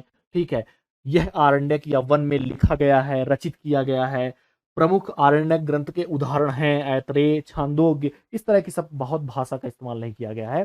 बिल्कुल हमने शॉर्ट में लिखा है, शब्द सीमा का भी ध्यान रखा है, और की पॉइंट्स यानी सारी जो है इसकी कोर बात है, कंक्रीट बात। ये है तरीका 3 नंबर लिखने का। ठीक है, इस चीज का जरूर क्या है ध्यान रखना है। आज पहली क्लास है, थोड़ा लंबी चलेगी, तो इसको थोड़ा सा ध्यान रखिए। और एक चीज और है कि मैं बहुत टेक्नोटेक नहीं हूं, बहुत ज्यादा टैक्स से भी नहीं हूं, तो थोड़ा एडजस्ट करिएगा। मैं चौक और बोर्ड वाला इंसान हूं, तो बड़ा कंफर्टेबल इसमें महसूस नहीं करता हूं, तो इसको थोड़ा सा एडजस्ट करके चलिएगा। अब बात ये आती है कि अब हम लोग जो डिस्कस करने वाले हैं 3 नंबर के जो क्वेश्चन है, उनकी जो जरूरी बातें हैं उन सब पर हमारी बात हो गई। अब हम लोग बात करेंगे 5 नंबर पर। ठीक है, किस पर बात करेंगे, 5 नंबर पर हमारी क्या होगी, बात होगी। इससे पहले कि मैं इस 5 नंबर के आंसर को शुरू करूं, कुछ बात 5 नंबर के लिए जानना जरूरी है, जो लिखते समय ध्यान रखना है या पढ़ते समय आपको ध्यान रखना है। जो मेरा एक्सपीरियंस रहा है 6 नंबर में या 5 नंबर में, जो अभी भी एक्सपीरियंस है इस चीज का, जो 5 नंबर के प्रश्न होते हैं इसमें बहुत लोड लेके नहीं चलना चाहिए, मेरा मानना है। जैसे क्या होता है, हम बहुत ज्यादा क्या है, जो 5 मार्कर इसमें बहुत ज्यादा हम लोग टेंशन लेते हैं कि अब तो और नहीं लेना चाहिए। जब शब्द सीमा कम हो गई और आपके पास फिक्स है कि आपके पास इतनी लाइनें रहेंगी। पहले क्या होता था 2019 तक आपको 100 शब्द लिखना है। और 100 शब्द पहले तो क्या है कि जगह भी क्या है, फिक्स नहीं थी, आप 2-3 पेज जितना लिख दें। बहुत सारे बच्चे तो इसी में बाहर हो जाते थे। और अब जो नया सिलेबस आया है इसमें इसने कह दिया कि आपको 50 शब्दों में, और साइड में लिख दिया 5 से 6 लाइन में आपको अपनी बातें कहनी, आदर्शात्मक तरीके से। बगल में ये भी लिखा हुआ आदर्शात्मक जो शब्द सीमा होगी वो 50 शब्द होगी, 5 से 6 लाइन। जो कि मेरा मानना है आइडियली ये जो है लागू नहीं हो सकती, व्यवहारिक रूप में लागू नहीं हो सकती, पॉसिबल भी नहीं। तो आप बोलेंगे फिर करें क्या। तो आपको एक्चुअल में करना चाहिए, आपको वो लाइन देगा जितना मुझे पता है। रिजल्ट के बाद वो मॉडल आंसर, वो कॉपी जो है आपके लिए प्रैक्टिस के लिए आयोग शायद हो सकेगा डालेगा। तो जितना मुझे पता है कि उसने 100 शब्द के लिए, 100 शब्द के लिए आपको 24 लाइन दी थी एग्जाम में 2019 के। और हो सकता है 50 शब्द के लिए आपको 12 लाइन क्या है, 10 से 12 लाइन वो जरूर क्या है देगा, यानी आधा पेज आपसे वो उम्मीद करेगा कि लिखिए। और उसने बोला है 50 शब्द आदर्शात्मक, जो कि पॉसिबल नहीं है। आप आसानी से, कोई दिक्कत नहीं है, 60 से 70 शब्द आप लिख दीजिए, कोई प्रॉब्लम नहीं। 60 से 70 शब्द अगर आपके चले जाते हैं 5 नंबर में, कोई प्रॉब्लम नहीं। 10 से 12 की 12 लाइन का इस्तेमाल करना है, एक भी लाइन नहीं छोड़ना है, भले ही चाहे आप 1.5 लाइन के अपनी पॉइंट बनाए, सारी लाइन यूज करना है। अब समझते चलिए, इसको बहुत ज्यादा लोड नहीं लेना है कि भाई हम 5-5 नंबर। आप अगर 3 नंबर और 11 नंबर को अच्छे से प्रिपेयर कर रहे हैं तो 5 नंबर ऑटोमेटिक, 3 नंबर का भी अगर कोई बच्चा अच्छे से पढ़ा तो 5 पॉइंट 5 नंबर के लिए बना सकता है आज के समय जो अब पूछा गया। एक बात ये, दूसरी बात जो आपको ध्यान रखना है 5 नंबर के लिए, वो ये इंपॉर्टेंट है कि अब आपके सामने ये होगा कि इंट्रोडक्शन और कंक्लूजन लिखे कि ना लिखे। इंट्रोडक्शन और कंक्लूजन पर ज्यादा ध्यान नहीं देना है 5 नंबर में। अब इंट्रोडक्शन और कंक्लूजन जो है, क्योंकि आपके पास 10 से 12 लाइन है और आपसे जो पूछा जाएगा जिसे आप बॉडी कहते हैं, उस पर आपको ज्यादा ध्यान देना चाहिए। और मेरा मानना है कि आप 10 क्वेश्चंस में आप 2 से 3 क्वेश्चन को छोड़ दीजिए, तो आप फिर इंट्रोडक्शन और कंक्लूजन पे बहुत ज्यादा ध्यान मत दीजिएगा। यानी अधिकतम 4 क्वेश्चन ऐसे होंगे जिन पर आप इंट्रोडक्शन और कंक्लूजन एक एक लाइन का लिख दीजिए, एक एक लाइन का। ऐसा नहीं होना चाहिए कि आप 4 लाइन का इंट्रोडक्शन लिख रहे हैं। 4 लाइन के लिखेंगे तो ये मान के चलिए या तो आपसे क्वेश्चन छूटेगा, या तो आप नंबर कम पाएंगे, या तो जो पूछा गया अपनी बात नहीं कह पाएंगे, क्योंकि जगह तो अब क्या है, सीमित है, फिक्स है। तो एक एक लाइन का इंट्रोडक्शन, वो भी 2 से 3 प्रश्नों में। 10 प्रश्न दिए जाएंगे, 2 से 3 प्रश्नों में आपको इंट्रोडक्शन और कंक्लूजन आपको लिखना है। क्योंकि इंट्रोडक्शन और कंक्लूजन एक ऐसा पार्ट है जो लिखा बोला नहीं गया कि आप लिखिए। ना लिखने पे जरूर कहीं कहीं प्रॉब्लम हो जाती थी पहले, लेकिन अब तो क्या है, चूंकि जगह कम है तो इंट्रोडक्शन और कंक्लूजन पर बहुत ज्यादा परेशान नहीं होना है। 2 से 3 क्वेश्चन में अगर आपसे बोला गया है समीक्षा करिए, अगर आपसे बोला गया है कि आप आलोचनात्मक मूल्यांकन करिए, अगर आपसे बोला गया है कि आप इसके विवेचना करिए, तो आप हो सकता है एक लाइन का इंट्रो बना दीजिए और एक लाइन का निष्कर्ष बिल्कुल सिंपल वे में चल जाएगा। लेकिन लोड नहीं लेना है कि बहुत ज्यादा हम लोग क्या करें, इसके लिए बहुत ज्यादा क्या है, परेशान हो। एक दो बात ये ध्यान रखना है। तीसरी बात आपको यह ध्यान रखना है इसको हल करते समय कि कुछ भी हो जाए, आपको ध्यान यह रखना है कि आपसे जो पूछा गया है, क्या किया गया है, जो पूछा गया है उस पर ज्यादा ध्यान आपका क्या है, होना चाहिए, जिसे आप बॉडी कहते हैं। तो आप मुझसे पूछेंगे कि इसके लिखने का फॉर्मेट बता दीजिए क्या होना चाहिए। इसके लिखने का फॉर्मेट आपको ध्यान रखना है, पॉइंट वाइज ही क्या करना है, लिखना है। अगर कहीं समीक्षा आ जाती है, कहीं टिप्पणी लिखने के लिए आ जाती है, 1 या 2 क्वेश्चन प्रयास करिए, उसे अटेम्प्ट ही मत करिए। अगर आपके पास ऑप्शन है और बेहतर विकल्प है पॉइंट वाइज लिखने का, तो फिर पॉइंट वाइज ही अटेम्प्ट करिए। टिप्पणी और यहां जो पैराग्राफ लिखना है उसको अटेम्प्ट करने से बचना है, क्योंकि उसमें औसत मार्किंग होती है, एवरेज मार्किंग होती है। लेकिन अगर जब कोई गुंजाइश ही नहीं है और हमसे टिप्पणी वाला क्वेश्चन बन रहा बहुत अच्छे से, तो फिर कोई दिक्कत नहीं है, उसके लिए भी उपाय है। और हम लोग जब प्रैक्टिस अभी 8 से 10 दिन करने वाले हैं, तो उसमें जितने भी क्वेश्चन इस टाइप के आएंगे, मैंने समाहित किया है ऐसे प्रश्नों को भी, हर स्वभाव के प्रश्नों को डाला है मैंने, तो वहां पर स्वाभाविक सी बात है, बात तो होगी फिर। तो प्रयास ये करना है, पॉइंट वाइज लिखना है। तो आप बोलेंगे फिर 10 लाइन है तो यूज कैसे करें, क्या पॉइंट लिखें? तो आपको प्रयास करना है कि आप एनी हाउ मिनिमम 5 पॉइंट तो लिखें ही लिखें, क्योंकि 5 नंबर का है, 5 पॉइंट। और वो 5 पॉइंट बिल्कुल कंक्रीट होंगे, बिल्कुल सबसे टॉप लेवल के पॉइंट होंगे। पढ़ते समय इस चीज का ध्यान तो रखना ही चाहिए हमेशा कि सबसे अच्छी बात क्या है किसी भी चीज की, टॉपिक की। और फिर 2 से 3 पॉइंट ऐसे होते हैं जो सेकेंडरी होते हैं, ठीक है, क्योंकि 5 से 6 पॉइंट के बाद आंसर डाइल्यूट हो जाता है, फिर फेंकाबाजी क्या हो जाती है, शुरू हो जाती है। तो 5 पॉइंट तो लिखना ही लिखना है। और जहां पर इंट्रो और निष्कर्ष ना लिखें, जहां पर सीधे आ जाए कि फला का कारण बताओ, विशेषता बताओ, आप प्रभाव बताओ, परिणाम बताओ, तब तो आपको मौका मिल गया कि इसमें इंट्रोडक्शन कंक्लूजन की कोई टेंशन ही नहीं है, सीधे उतर जाओ जो पूछा है। तो वहां सीधे प्रयास करना है, 6 से 7 पॉइंट क्या कर दो, आप लिख दो जो पूछा गया, कोई दिक्कत नहीं। 5 नंबर में 3 नंबर चाहिए, इससे ऊपर ना भी मिलेगा तो चल जाएगा, इतने में डीसी बन जाएंगे। आप लगा लीजिए गणित, 900 नंबर में आपका काम हो जाएगा। और आप लगा लीजिए 3 नंबर में 3 चाहिए पूरा, और 11 नंबर में 8 चाहिए, और 5 नंबर में एवरेज अगर 3 नंबर भी मार्किंग होगी, तो आप सारे पेपर को जोड़ लीजिए, आप आराम से 900 नंबर टच कर जाएंगे। तो 6 से 7 पॉइंट लिखा गया जो पूछा है, कोई दिक्कत नहीं। 1.5 लाइन के आप बना लीजिए, आराम से आप 8 से 9 पॉइंट हो जाएगा।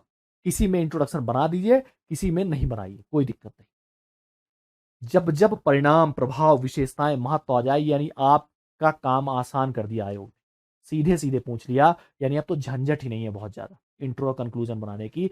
सीधे 6 से 7 पॉइंट आप बढ़िया लिख दीजिए, किसी को 1 लाइन का बना दीजिए, किसी को 1.5 लाइन का, कोई 2 लाइन का, ऐसे करके आपकी 8 से 10 लाइन क्या हो जाएगी, भर जाएगी। बस आपका काम खत्म। इसमें बहुत टेंशन नहीं कि बहुत। और हाँ, पहले हमारे पास क्या था, टाइम था कि हम पहले क्या कर लें, इसको सब टाइटल वगैरह में लिख लें। अब टाइम नहीं बचा। अब आप सब टाइटल में इसे नहीं लिख सकते हैं, याद रखिएगा। अब इसे सब टाइटल, तो याद रखिए उप शीर्षक यानी सब टाइटल बना के इसको मत लिखिएगा, जगह नहीं बचेगी। जरूरत नहीं पड़े तो मत लिखिएगा कि पता चला हम लोग पहले क्या करते थे, सामाजिक बनाते थे, 2 लाइन बना दिए, राजनीतिक हेडिंग डाले, 2 से 3 लाइन बना दिए। इस तरह अब लिखने से बचिएगा। अब सीधे सीधे पॉइंट आप बनाने का प्रयास करिएगा। जहां ना बने वो अलग बात है, तो फिर ये आप डब्बा बनाकर, सब टाइटल बनाकर आप लिख लीजिएगा 2-2 पॉइंट, तो आपका काम 3 से 4 बातें आपकी आ जाएंगी। लेकिन हमारा उद्देश्य क्या है, हमें पॉइंट्स ज्यादा दिखाने।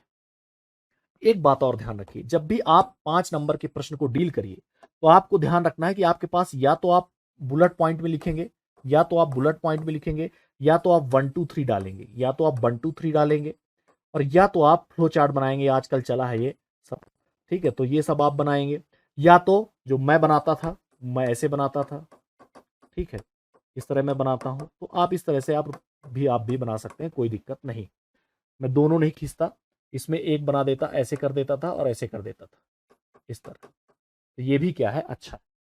तो जो भी आपकी इच्छा हो, अगर आप पॉइंट डालते हैं 1 2 3 4, तो आपको 6 से 7 पॉइंट डालना है। ये मनोवैज्ञानिक असर है, क्योंकि अगर वो 6 से 7 पॉइंट देखेगा, छोटे छोटे, एक एक 1.5 लाइन के, तो आपको ये समझ जाएगा कि बच्चे ने 6 से 7 पॉइंट लिखा है, बातें लिखी हैं, तो इसको ठीक नंबर दो। अब 3 पॉइंट लिख के आओगे तो समझ जाएगा 3-4 पॉइंट तो लिखा ही, हटा इसको 2 नंबर दो, 2.5 नंबर। तो ये थोड़ा मनोवैज्ञानिक खेल है। और अगर आपके पास 5 ही पॉइंट है लिखने के लिए, तो फिर आप प्रयास करिए, नंबरिंग मत करिए, फिर बुलेट पॉइंट डाल दीजिए, या इस तरह से फ्लो चार्ट बना दीजिए, आपका काम हो जाएगा। ठीक है, तो ये कुछ मेन बातें हैं। और अंडरलाइन जरूर करना है, ये ध्यान रखना, अंडरलाइन जरूर करना है। तो ये कुछ मुख्य बातें हैं जो ध्यान रखना चाहिए। अब आते हैं हम लोग क्वेश्चन पर, कि आपसे क्वेश्चन क्वेश्चन जो पूछा गया है आपसे, वो पूछा गया है हड़प्पा सभ्यता का नगरीय नियोजन या शहरी नियोजन। क्या पूछा गया है, हड़प्पा सभ्यता का नगरीय नियोजन या शहरी नियोजन, यानी अर्बन प्लानिंग क्या है, पूछी गई। अब इसके लिए जानते तो बहुत है, लेकिन अब लिखना आपको क्या है, बिल्कुल क्या है, सीमित है।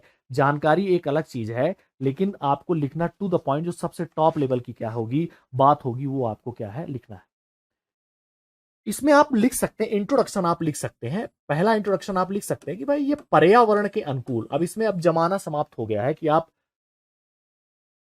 इसका कार्यकाल लिख रहे हैं, किसने खोजा, क्या टाइम पीरियड था, ये सब लिखने की अब 5 नंबर में जरूरत नहीं। आप सीधे लिख सकते हैं 1 लाइन का निष्कर्ष, अगर लिखना है तो, नहीं लिखेंगे तो भी चल जाएगा, कोई दिक्कत नहीं। सीधे लिख सकते हैं शहरी नियोजन की प्रमुख विशेषता, डैश, सीधे 1 2 3 4। 1 लाइन का अगर इंट्रो बनाना तो आप बना सकते हैं कि भाई पर्यावरण के अनुकूल सिंधु घाटी सभ्यता की नगरीय नियोजन या सिंधु घाटी सभ्यता का नगर नियोजन प्रमुख विशेषता थी, डैश। या इस तरह लिख सकते हैं कि पर्यावरण के अनुकूल नगर नियोजन सिंधु घाटी सभ्यता की प्रमुख विशेषता थी, डैश। और फिर जो थी वो आप लिख दीजिए सारी। आपको ये पता है कि जब कभी नगर की बात होती है, जब कभी भी अर्बन की बात होती है, जब कभी भी नगर की बात होती है, तो वहां 2 4 5 बातें देखी जाती। वहां ये देखा जाता है कि यहां पर क्या सड़क वड़क की व्यवस्था है, यानी संचार की व्यवस्था है, परिवहन की व्यवस्था है। वहां ये देखा जाता है कि ड्रेनेज सिस्टम क्या है, यानी कहीं ना कहीं वाटर मैनेजमेंट, वाटर प्रबंधन क्या है, देखा जाता है कि जल प्रबंधन अच्छा है कि नहीं। आज के समय में भी आप देख लीजिए, ये सारी चीजें क्या है, देखी जाती है।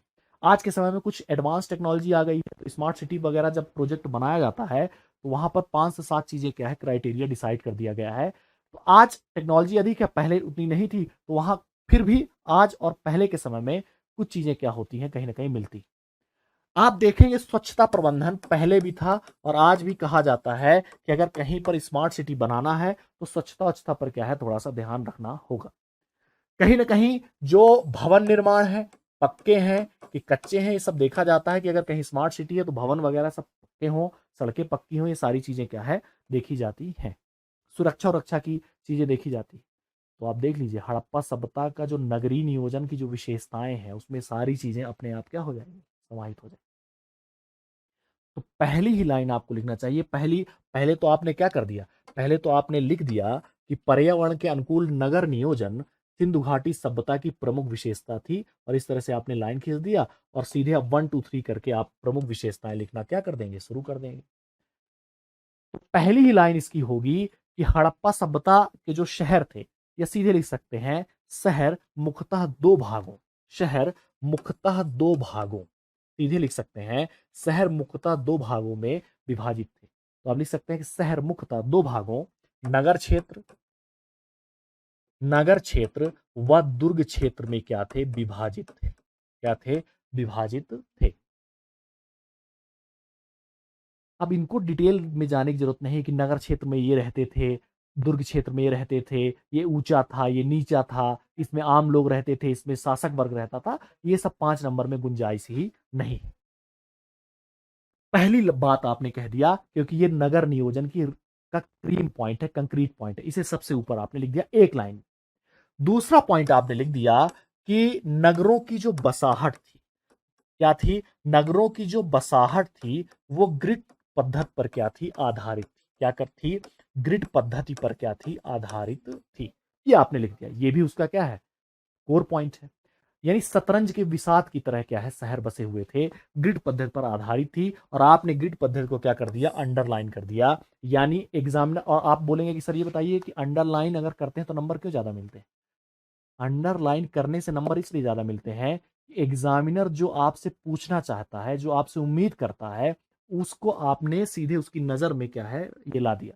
क्योंकि जब एग्जामिनर आपकी कॉपी चेक करेगा, तो जब हड़प्पा सभ्यता के नगर नियोजन पर बात होगी तो उससे कोई मतलब नहीं है आप कौन है, आप, क्योंकि आपका नाम तो होगा नहीं, ना तो आपकी फोटो होगी वहां पर उसके पास होगा मॉडल आंसर, और वो देखेगा कि आपने ग्रिड पद्धति की चर्चा की है कि नहीं, आपने जल प्रबंधन की चर्चा की है कि नहीं, आपने शहर दो वर्गों में विभाजित था की चर्चा की थी कि नहीं।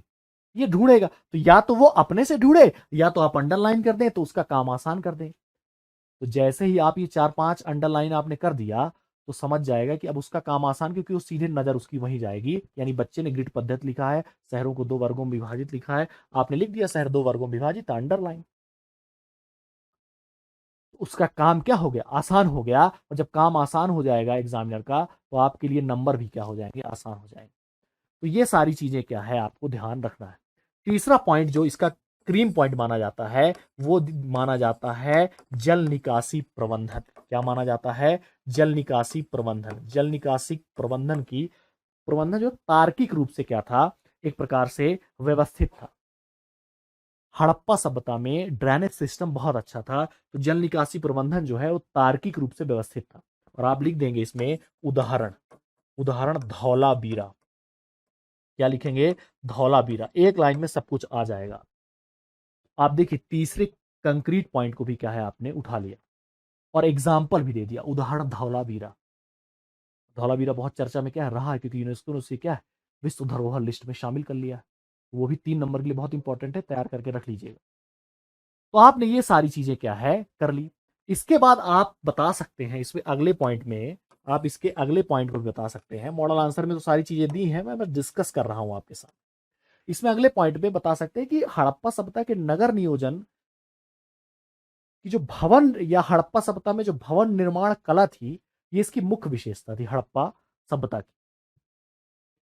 तो यहां के नगर नियोजन का सबसे मजबूत जो पक्ष था, वो भवन निर्माण कला थी। यहां के नगर नियोजन का जो सबसे मजबूत पक्ष था, वो क्या था, भवन निर्माण क्या था, भवन निर्माण क्या थी, कला थी। ये आप क्या कर सकते हैं, बता सकते हैं, सबसे मजबूत पक्ष था। अब आपको इसमें नहीं लिखना है कि भवन 2 मंजिला थे कि 3 मंजिला थे, कि पक्के बने थे, कच्चे बने, ये सब लिखने की बहुत ज्यादा जरूरत नहीं है। आपने इतना लिख दिया कि यहाँ के नगर नियोजन का सबसे मजबूत पक्ष भवन निर्माण कला थी। आपका क्या हो जाएगा, काम हो जाएगा। इसके बाद आपने लिख दिया अगला पॉइंट कि साधारणतया पक्की ईंटों का क्या किया गया था, इस्तेमाल किया गया था।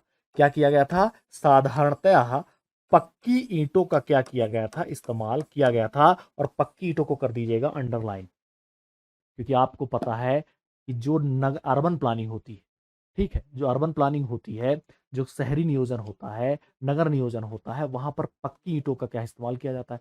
कहीं कहीं कच्ची ईंटों का इस्तेमाल होता है अपवाद के स्वरूप में, उस पर चर्चा हमें नहीं करनी है। सिर्फ हम लिख सकते हैं साधारणतया, इसीलिए हमने यूज किया इसे, साधारणतया पक्की ईंटों का क्या किया गया है, प्रयोग किया गया है। तो ये आपको क्या करना है, ध्यान रखना है, ठीक है। तो ये आपने बता दिया पक्की ईंटों का इस्तेमाल किया गया है। इसके बाद अगला पॉइंट आप लिख सकते हैं इसमें, अगला पॉइंट, क्योंकि हमने क्या है, सीधे छोटे छोटे पॉइंट्स पर क्या किया है, फोकस किया है। सीधे छोटे छोटे पॉइंट्स पर हमने क्या किया है, फोकस किया है। तो अगला पॉइंट आप लिख सकते हैं इसमें कि यहां के जो प्रमुख, जो एक प्रकार से हम ये कहें कि प्रमुख जो सार्वजनिक स्थल थे, तो इसमें इनका नाम हमने प्रीलिम्स वगैरह में भी खूब पढ़ा है, चाहे विशाल स्नानागार हो, चाहे अन्नागार हो। तो आप लिख सकते हैं इनका नाम विशाल स्नानागार, एक लाइन में, विशाल स्नानागार, अन्नागार, सभा भवन, सभा भवन, प्रमुख सार्वजनिक स्थल थे। क्या थे, प्रमुख सार्वजनिक स्थल थे। क्या थे, प्रमुख सार्वजनिक स्थल थे। और इस तरह से आप इस सार्वजनिक स्थल को क्या करिए, अंडरलाइन क्या है, कर सकते हैं। क्या कर सकते हैं, अंडरलाइन कर सकते हैं। यानी एग्जामिनर जब कॉपी चेक करेगा तो सीधे आपके इसी उत्तर पर क्या है, इसी पॉइंट पर क्या है, वो आ जाएगा। इसके बाद अगले पॉइंट पर भी आप बात कर सकते हैं। इसकी विशेषताएं तो बहुत हैं, लेकिन हम लोग 5 से 6 विशेषता उन पर बात करें जो बिल्कुल कोर पॉइंट है इसके। यहां की जो सड़कें थी वो क्या थी, समकोण पर क्या है, काटती थी। सड़कें जो थी वो क्या थी, समकोण पर क्या करती थी, काटती थी। समकोण पर क्या करती थी, काटती थी। तो आप बस ये सड़कें समकोण को क्या कर दीजिएगा, अंडरलाइन कर दीजिएगा। इस तरह से आपको क्या करना है, अपना पूरा उत्तर फ्रेम करना है। तो आपने एक लाइन का इंट्रो दे दिया, 5 से 6, 6 से 7, 5, 6, 7, जो भी आपको अगर एक का पॉइंट हटाना भी है तो हटा सकते हैं, लेकिन 6 से 7 पॉइंट आप आसानी से लिख सकते हैं एक एक 1.5 लाइन। तो आप देख लीजिए, अभी इसका आइडियल आंसर देख लीजिए। आइडियल आंसर क्या है, इसका आइडियल आंसर ये है, इसका आइडियल आंसर ये है। आप देख लीजिए, इसमें हमने एक लाइन का क्या किया है, इंट्रो दे दिया। एक लाइन का क्या कर दिया, इंट्रो दे दिया। और इस तरह से हमने क्या कर दिया, ये पॉइंट्स भी बता दिए आपको, 1 2 3 4 5 6 7, एक एक लाइन के। और एक लाइन का हमने क्या कर दिया, यहां पर हमने निष्कर्ष दे दिया कि इस प्रकार हड़प्पा सभ्यता, जो यह हड़प्पा नगर नियोजन है, वर्तमान स्मार्ट सिटी के सामने आदर्श प्रस्तुत करता हुआ दिखाई पड़ता है या जान पड़ता है, जो भी आप। तो आप शब्द सीमा देखेंगे तो 60-65 के आसपास शब्द सीमा होगी, इससे ज्यादा नहीं होगी। और आसानी से आप अपने 10 से 12 लाइन में आप अपनी बात कह सकते हैं। आप जब याद रखिएगा, जब आप शब्द बनाएं, वहां पर क्या करें, शब्द बनाएं, आपके पास एक लाइन होगी और शब्द बनाएं आप, तो यहां पर आइडियली 5 से 6 शब्द आते हैं एक लाइन में। अब आप बहुत ज्यादा छोटा छोटा मत लिखिएगा कि पता चला आप 12 लाइन में आप 200-300 शब्द लिख दें, ऐसा नहीं है। जो एक औसत आकार के शब्द है वो आपके 5 से 6 शब्द एक लाइन में आ जाते हैं, ठीक है। तो आसानी से 60 से 65-70 शब्दों में आप यूज कर लेंगे अपनी बातों। तो ये तरीका होना चाहिए 5 नंबर के प्रश्नों को डील करने का।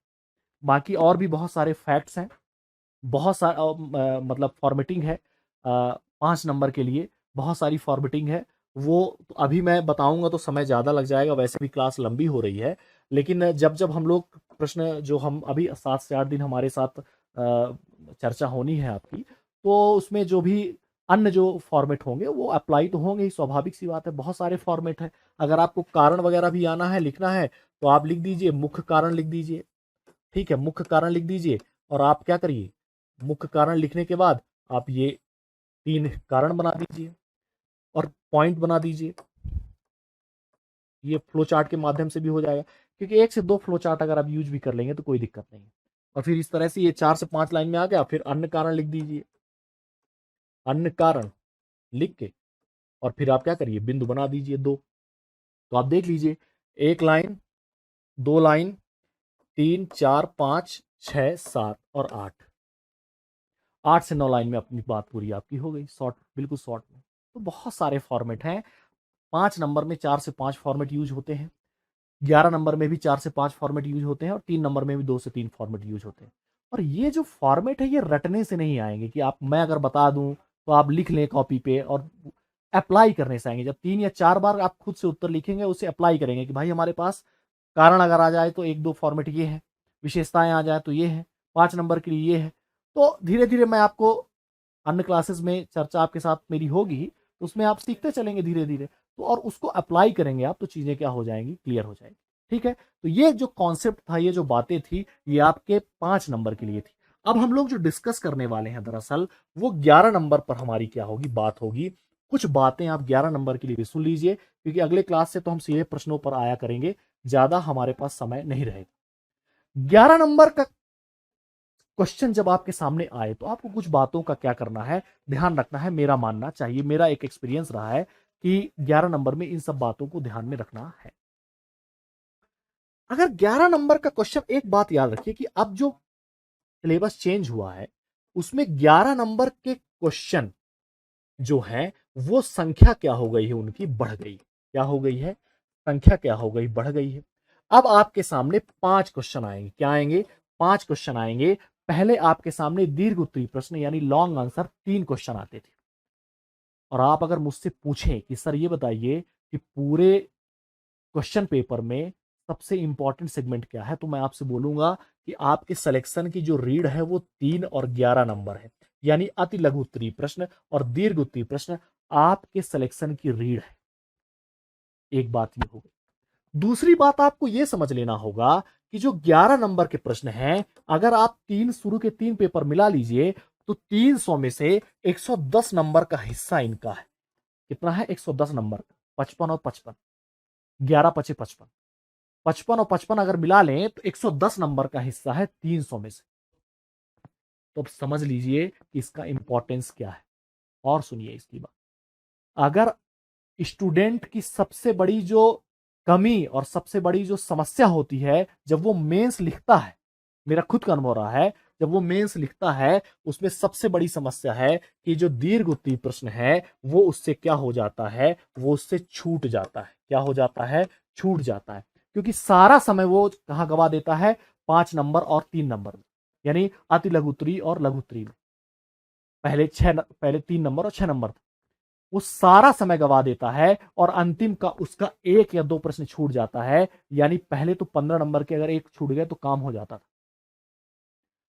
और यहां अगर 2-3 छूट गए, 11 दूनी 22, तो आप सीधे रेस से क्या है, बाहर हो जाएंगे। क्योंकि हमने कहा है कि एग्जाम पेपर छूटना यानी मेंस में अक्षम अपराध है, किसी भी, चाहे यूपीएससी का पेपर हो चाहे किसी भी स्टेट का पेपर हो।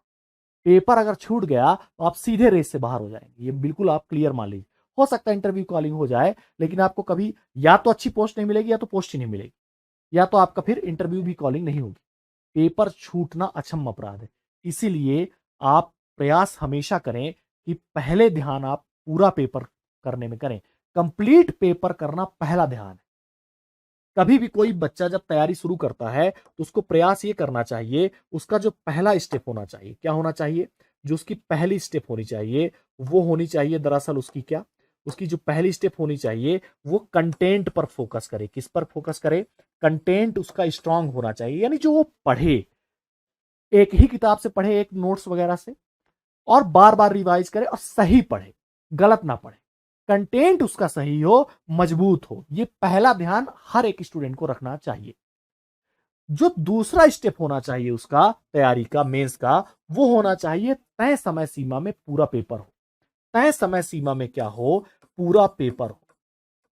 तय समय सीमा में क्या हो जाए, पूरा पेपर हो जाए। और ये कैसे आएगा, अभ्यास से आएगा। ये कैसे आएगा, अभ्यास से आएगा। और कंटेंट अच्छा कैसे होगा, कि सही आप पढ़ें, सही लिख के आए, जब आप बार बार रिवाइज करेंगे, अच्छा मटेरियल पढ़ें। तय समय सीमा में पेपर तब पूरा होगा जब आप प्रॉपर अभ्यास करेंगे, और इसी अभ्यास के लिए ये प्रोग्राम आपके लिए क्या है, लाया गया है।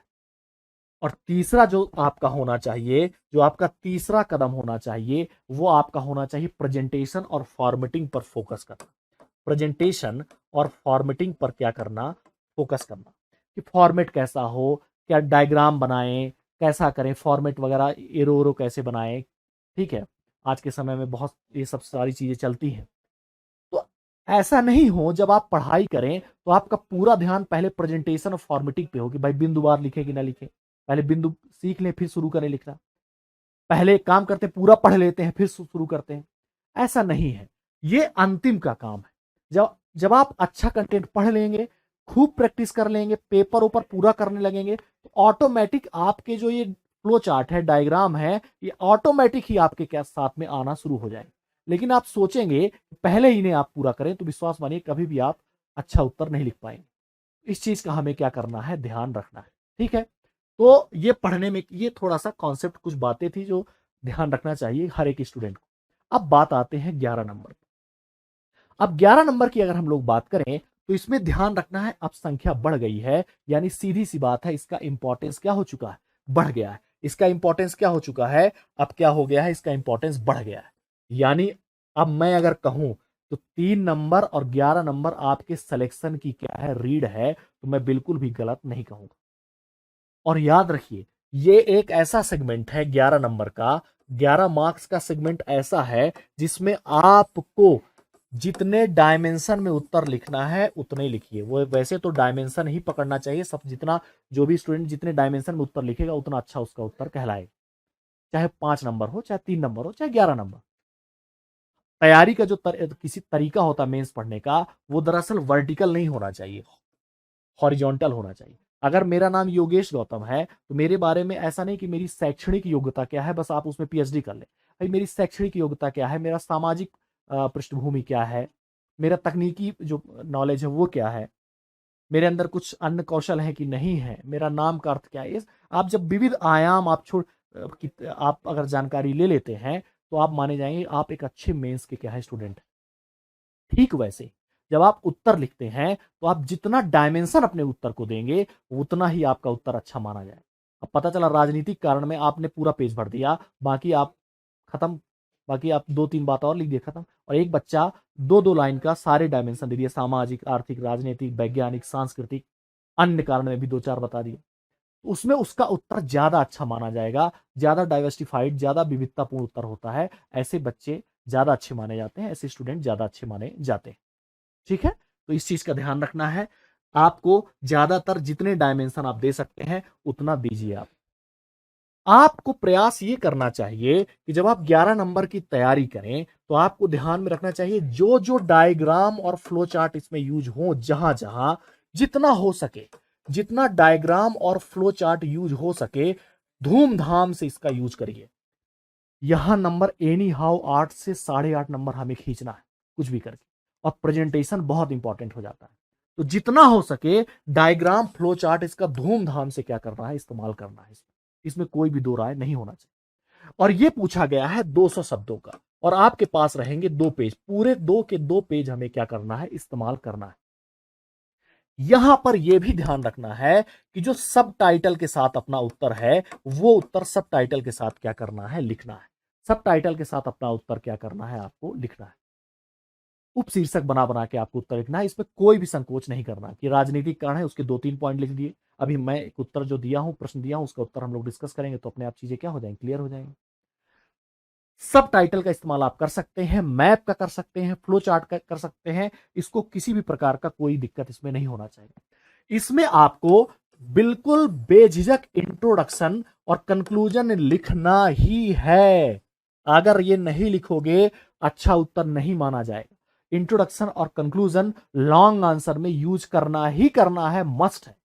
3 से 4 लाइन का या 4 से 5 लाइन का भी इंट्रोडक्शन हो जाएगा, कोई दिक्कत नहीं, और 2 लाइन का निष्कर्ष करना ही करना है। ये बिल्कुल, चाहे भले ही अभी शुरू शुरू में आप हल्के दर्जे का करें, उतना मजबूत ना रहे कंटेंट, लेकिन करिए जरूर, लिखिए जरूर।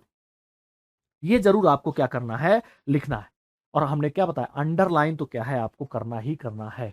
अंडरलाइन जितना आप करेंगे उतना क्या रहेगा, अच्छा रहेगा। और याद रखिएगा ये क्वेश्चन छूटते बहुत हैं बच्चों से, और अगर 2 क्वेश्चन भी छूट गए तो 22 नंबर सीधा चला जाएगा। और 22 नंबर का क्या अर्थ होता है, अब जो एक एक नंबर से चूकते हैं बच्चे उनसे आप पूछिए तब समझ में आ जाए। इसलिए आपको इन बातों का जरूर क्या करना है, ध्यान रखना है। ठीक है, चलिए अब शुरू करते हैं हम लोग ये वाला क्वेश्चन जो मगध का उत्कर्ष का, इसको समझने का प्रयास करिए कॉन्सेप्ट, क्योंकि अब ऐसा तो नहीं सीधे पॉइंट हम लोग बताएं और आगे बढ़ जाएं, कॉन्सेप्ट हमें समझना क्या है जरूरी। जब आप इतिहास पढ़ते हैं तो आपके सामने आप जब इतिहास देखते हैं, सिलेबस में भी आपके लिखा होता है सिंधु घाटी सभ्यता से 10वीं शताब्दी तक, सिंधु घाटी सभ्यता से 10वीं शताब्दी तक राजनीतिक, आर्थिक, सामाजिक, और इस साल जोड़ दिया गया है सांस्कृतिक पक्षों का अध्ययन करिए। इस साल से जोड़ा है नए सिलेबस। पहले सांस्कृतिक पक्ष नहीं लिखा था। यानी आपको पढ़ते वक्त किसी भी शासन, किसी भी राजा, किसी भी वंश का अध्ययन जब करना है इतिहास में, तो आपको ये मैंने आपको बताया भी था अपनी क्लास में जब मैंने इतिहास की ली थी। राजनीतिक पक्ष, सामाजिक पक्ष, सामाजिक पक्ष, आर्थिक पक्ष, सामाजिक, आर्थिक, राजनीतिक, आप भौगोलिक भी यूज कर सकते हैं। या आप चलिए अभी अगर हम नहीं भी बात करें भौगोलिक की, तो आप राजनीतिक, सामाजिक, आर्थिक, और अब आपको सांस्कृतिक पक्षों पर यानी कल्चरल एस्पेक्ट पे भी बात आपको क्या है करनी है। सांस्कृतिक पक्ष पे भी आपको क्या है बात करनी है। पहले डायरेक्ट मेंशन नहीं था, आज आता था क्वेश्चन, लेकिन डायरेक्ट मेंशन नहीं था। यानी अब आपको बिल्कुल हेडलाइट आपको कर लेना चाहिए कि ये पक्ष भी आपको क्या है अब पढ़ना है, ये पक्ष भी आपको पढ़ना है। आप अगर सिंधु घाटी सभ्यता पढ़ रहे हैं तो उसका सांस्कृतिक पक्ष पढ़िए। आप अगर मौर्य पढ़ रहे हैं, गुप्त पढ़ रहे हैं, जो भी पढ़ रहे हैं, मौर्योत्तर में जो वंश का अध्ययन कर रहे हैं, आप जरूर से जो राजपूत काल का अध्ययन कर रहे हैं, आप सांस्कृतिक पक्ष जरूर क्या है पढ़िए। पहले तो क्या करते थे हम लोग, कुछ महत्वपूर्ण जो वंश थे उनका पढ़ लेते थे, लेकिन अब सबका पढ़ना है। अब सीधे सीधे लिख दिया गया है सिंधु घाटी सभ्यता से 10वीं शताब्दी तक राजनीतिक, सामाजिक, आर्थिक और सांस्कृतिक पक्षों का क्या करिए, अध्ययन करिए। यानी वो आपसे उम्मीद करता, अपेक्षा करता है। ठीक है। अभी जो क्वेश्चन दिया गया है वो बोला गया है आपसे कि मगध के उत्कर्ष के कारणों का सविस्तार क्या करिए, वर्णन करिए। तो आप जब इतिहास पढ़ते हैं, जब क्या पढ़ते हैं, हिस्ट्री पढ़ते हैं, तो सिंधु घाटी सभ्यता से आपकी जब गाड़ी स्टार्ट होती है तो आती है वैदिक संस्कृत में। क्या आती है, वैदिक संस्कृत में। कॉन्सेप्ट समझिएगा, वैदिक संस्कृत में क्या है आती है, ये सिंधु घाटी सभ्यता है, और ये क्या है, वैदिक संस्कृति। कई किताबों में सभ्यता लिखी रहती है, गलत है, संस्कृति है। संस्कृति और सभ्यता में क्या है, अंतर है। तो सिंधु घाटी सभ्यता और वैदिक संस्कृति, और जैसे ही वैदिक संस्कृति यानी इसका टाइम पीरियड जो रहता है वो दरअसल रहता है 1500 ईसा पूर्व से। कब से, 1500 ईसा पूर्व से 600 ईसवी ईसा पूर्व तक, 600 ईसा पूर्व तक इसका टाइम पीरियड रहता है। और जैसे ही 600 बीसी में गाड़ी आगे बढ़ती है, वैसे ही हम देखते हैं कि यहां पर 600 बीसी में कई क्या है परिवर्तन दिखाई देते हैं। चाहे वो राजनीतिक स्तर पर परिवर्तन हो, चाहे वो आर्थिक स्तर पर परिवर्तन हो, चाहे वो सामाजिक दृष्टिकोण से हम देखें परिवर्तन हो, चाहे वो सांस्कृतिक दृष्टिकोण से परिवर्तन हो। ये छठी शताब्दी ईसा पूर्व की जो है यानी 600 बीसी में क्या है, इस तरह से परिवर्तन क्या होते हैं, दिखाई देते हैं। महाजनपदों का उदय होगा, गणतंत्रों का उदय होगा, और इसकी पृष्ठभूमि 600 ईसा पूर्व के आसपास क्या हो जाती है, लिख दी जाती है। क्योंकि जो आर्थिक सशक्तिकरण था 600 बीसी में, लोहे वोहे की उपलब्धि हो गई थी, प्राप्ति हो गई थी। उसके बाद जो एक जो भारत में जो एक डेवलपमेंट था या परिवर्तन था, वो अलग तरह से क्या है होने लगा। भारत में कहीं ना कहीं क्या हुआ, डेवलपमेंट अलग तरह से होने लगा। और यही जो परिवर्तन हुए, ये जो परिवर्तन हुए, समझिएगा, ये जो परिवर्तन हुए दरअसल भारतीय इतिहास में इन्हें क्या है, बहुत ज्यादा महत्व है। और इसे द्वितीय नगरीकरण की भी क्या है, संज्ञा दी जाती है। क्या दी जाती है, द्वितीय नगरीकरण की क्या दी जाती है, संज्ञा दी जाती है। क्योंकि पहला नगरीकरण क्या है, सिंधु घाटी सभ्यता है।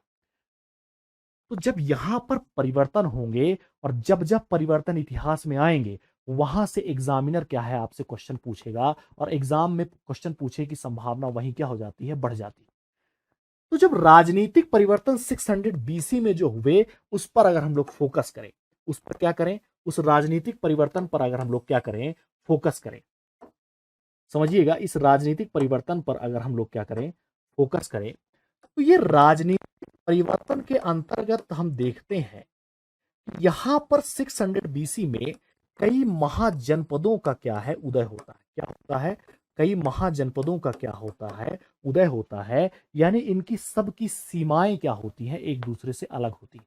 पहले तो भारत क्या है, बिल्कुल चितर बितर था, लेकिन यहां पर सीमाएं बनना क्या हो जाती हैं, शुरू हो जाती हैं। तो ये महाजनपद क्या है, इनका उदय होगा, और इनकी जैन और बौद्ध साहित्य में इनकी जो संख्या है वो 16 क्या है बताई गई। समझते चलिएगा पूरी बात। 600 बीसी में भारत में हम देखते हैं कि कहीं ना कहीं राजनीतिक, आर्थिक, सामाजिक क्षेत्रों में बड़े परिवर्तन क्या होते हैं, अचानक दिखाई देते हैं, और इतिहासकारों ने इसे द्वितीय नगरीकरण की संज्ञा दी है। और उनमें से जो राजनीतिक परिवर्तन होगा उसमें देखा जाता है कि कई महाजनपदों का उदय होता है, और लगभग 16 महाजनपद थे। अगुंतर निकाय और भगवती सूत्र जैसे उसमें स्रोतों में बताया गया है। तो आप कहेंगे फिर इसकी बात क्या है, इसका अर्थ।